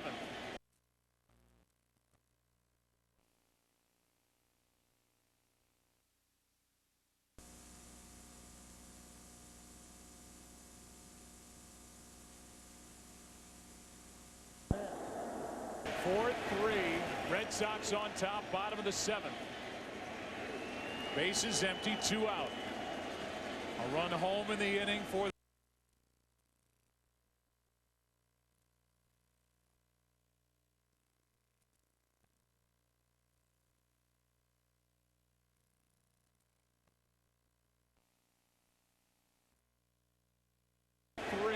Red Sox on top, bottom of the 7th. Bases empty, 2 out. A run home in the inning for the Tigers. And it's been a long time in the postseason for Prince Fielder. Looking for an RBI, and he rips it foul. Going back to game 2 of last year's ALCS against the Yankees. 3 more games against the Yankees. Forget home runs, no RBIs. Same in 4 games against the Giants in the World Series. 5 games this year in the division series against the A's in the first 4 games of this ALCS. No RBIs for Fielder. He drove home 106 during the regular season, hit 25 home runs. Here's a 1-1. Right side, right to Pedroia yet again. And that sends this game, game 5, into the 8th inning. A battle of the bullpens now, with the Red Sox up by 1. Cycle. This is a ballpark that's conducive to triples as a breaking ball stays inside from Veras. In 1,397 postseason games, no player has ever hit for the cycle. Mike Napoli has 8 career triples, 2 this year. His last one coming on July 12th. First up in the 8th. Red Sox leading by 1. The big hook is in for a strike. Napoli doesn't agree. And it's 1 ball, 1 strike. You can see why I didn't like it. Napoli, then Gomes, then Drew.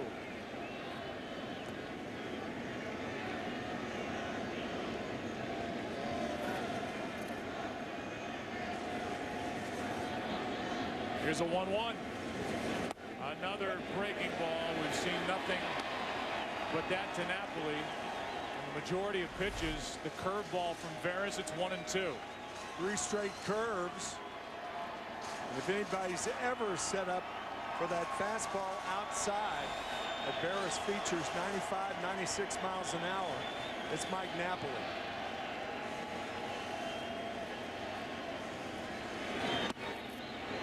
Just couldn't catch the corner. 2-2. Now he'll probably go back to the curveball as the fastball misses.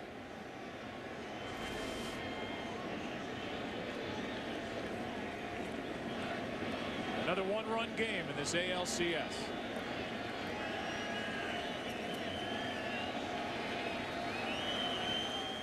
The 2-2. Strikeout starts the inning. Napoli retired for the first time tonight. Second strikeout for Veras, and after 3 straight curveballs, he gets Napoli with the fastball. Pretty good sequence by Veras and Pena then.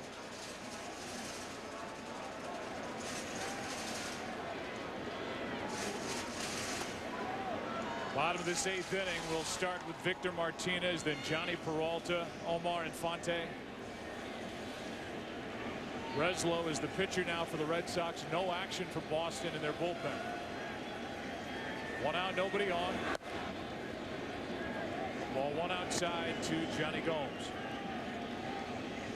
who hit only .207 this season with the bases empty. He lights up with runners in scoring position, hit .345.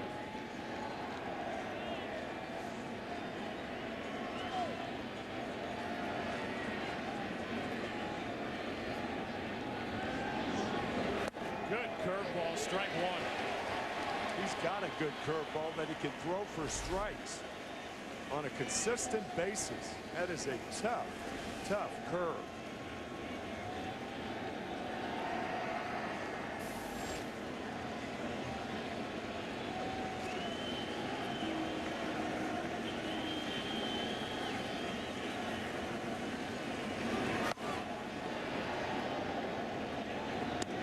Two balls and a strike with Stephen Drew on deck. Gomes hit 13 home runs in part-time duty with the Red Sox this year. He has not gone deep this postseason.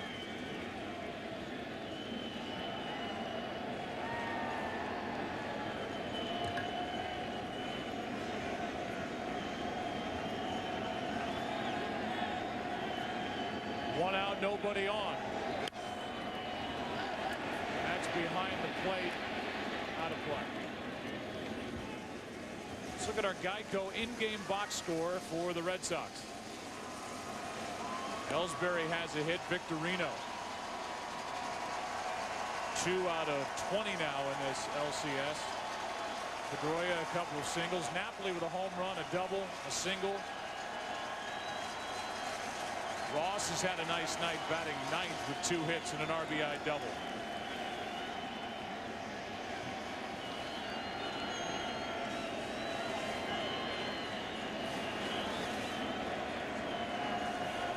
Here's a 2-2. Left side for Iglesias. 2 out. Coverage continues tomorrow night. Postseason action at 8 Eastern on TBS. With the crucial Game 6 of the NLCS. Dodgers trying to force a Game 7. Behind Clayton Kershaw taking on the rookie Michael Wacha. Then on Saturday of this series, Game 6. Back in Boston, Tigers Red Sox. The winner of tonight's game will have a chance to head to the World Series. Coverage of ALCS Game 6 on Saturday, either 4 Eastern or 7:30 Eastern if there's no Game 7 in the National League. Up and away for ball 1 to Stephen Drew with 2 out, nobody on. Joe, the difference in this 4-3 game is the wild pitch, the 2-out wild pitch on which Mike Napoli scored back in the 4th inning. Make that the 3rd inning. Single runs in the 5th, 6th, and 7th for the Tigers. Drew takes a strike.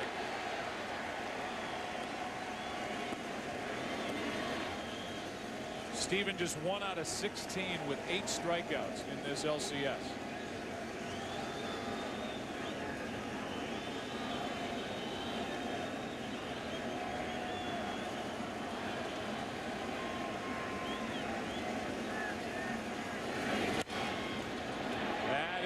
Back behind short, long run, and caught by Iglesias.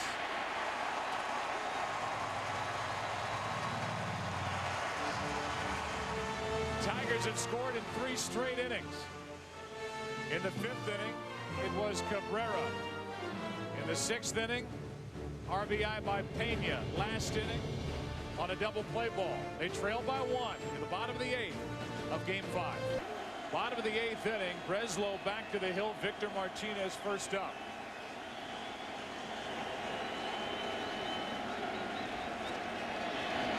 This an easy decision for John Farrell to have Victor Martinez bat right-handed. 279 batter right-handed this year, 314 from the left side, and that really doesn't tell the whole story. His power comes from the left side. Not nearly as potent a hitter right-handed as left-handed. His 1 career postseason home run right-handed came this year in the division series against Oakland. That is right at Napoli, who blocks it and goes to the bag. 1 out. Now the decision gets a little tougher for John Farrell. Off the end of the bat by Martinez. Good play by Napoli, who has really worked hard on his defense.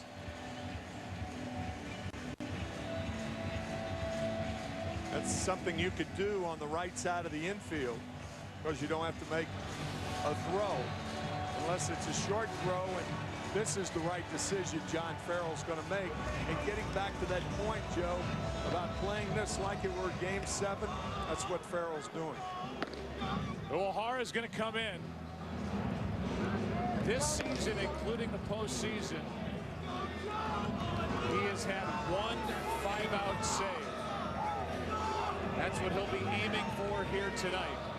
It's been lights out. Right, because he doesn't waste pitches. He doesn't know really what that means, to waste a pitch. Peralta takes a strike. Fastball will maybe touch low 90s. His out pitch, his devastating pitch, is a splitter that disappears. And it breaks 3 ways: down, right, and left. Outside, a ball and a strike. Aaron Charlton with Stats Inc. is with us, and he gave us the stat that Uehara, with 5 4-out saves, 1 5-out save this season. Splitter misses 2-1. So he's no stranger to working more than just the ninth. Behind on the count to Peralta. And now even farther behind, 3-1.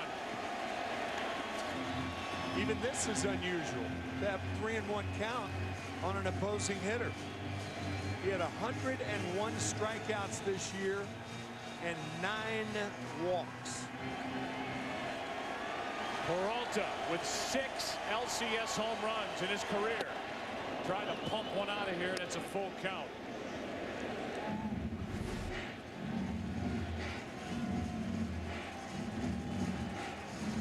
That was an I'm going to tie the game swing from Johnny Peralta. Now a 3-2. Out of play. Peralta's home run this postseason was a game-tying 3-run shot in Game 4 of the division series here in Detroit against the A's. Maybe the biggest hit for the Tigers in the postseason. Another 3-2 from Uehara. Foul tip.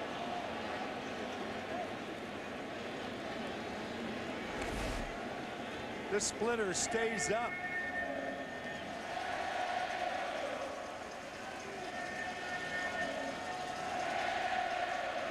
That is normally the splitter that goes down. For it to go to the right, which would be to the right in your screen, he drops his hand down. No, it's almost as though he pushes the ball toward home. Another foul by Peralta, 3 in a row. See, that's just an 89-mile-an-hour fastball, but it looks so much faster because hitters have to look for the much slower splitter.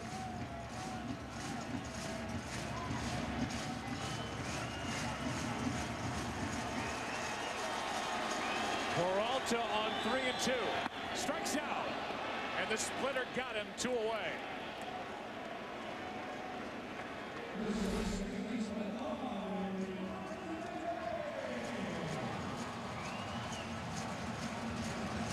We talk so often, Tim, about a hitter. We've said it about Cabrera, who doesn't mind, doesn't care at all about hitting with 2 strikes. Koji Uehara doesn't mind pitching with 3 balls in the count. Yeah, that's right. Full count, forget about it. Here's a shot into the corner, but hooked foul off the bat of Infante. You know, now pay attention, if you would, folks, to this comment. Koji Uehara has allowed fewer base runners per inning than any pitcher in any season, any time. Guys just don't get on. Here's the 0-1. Foul out of play right side. I mean, that's comparing him to guys like Dennis Eckersley when he was just absolutely unbeatable. Would walk 3 a year.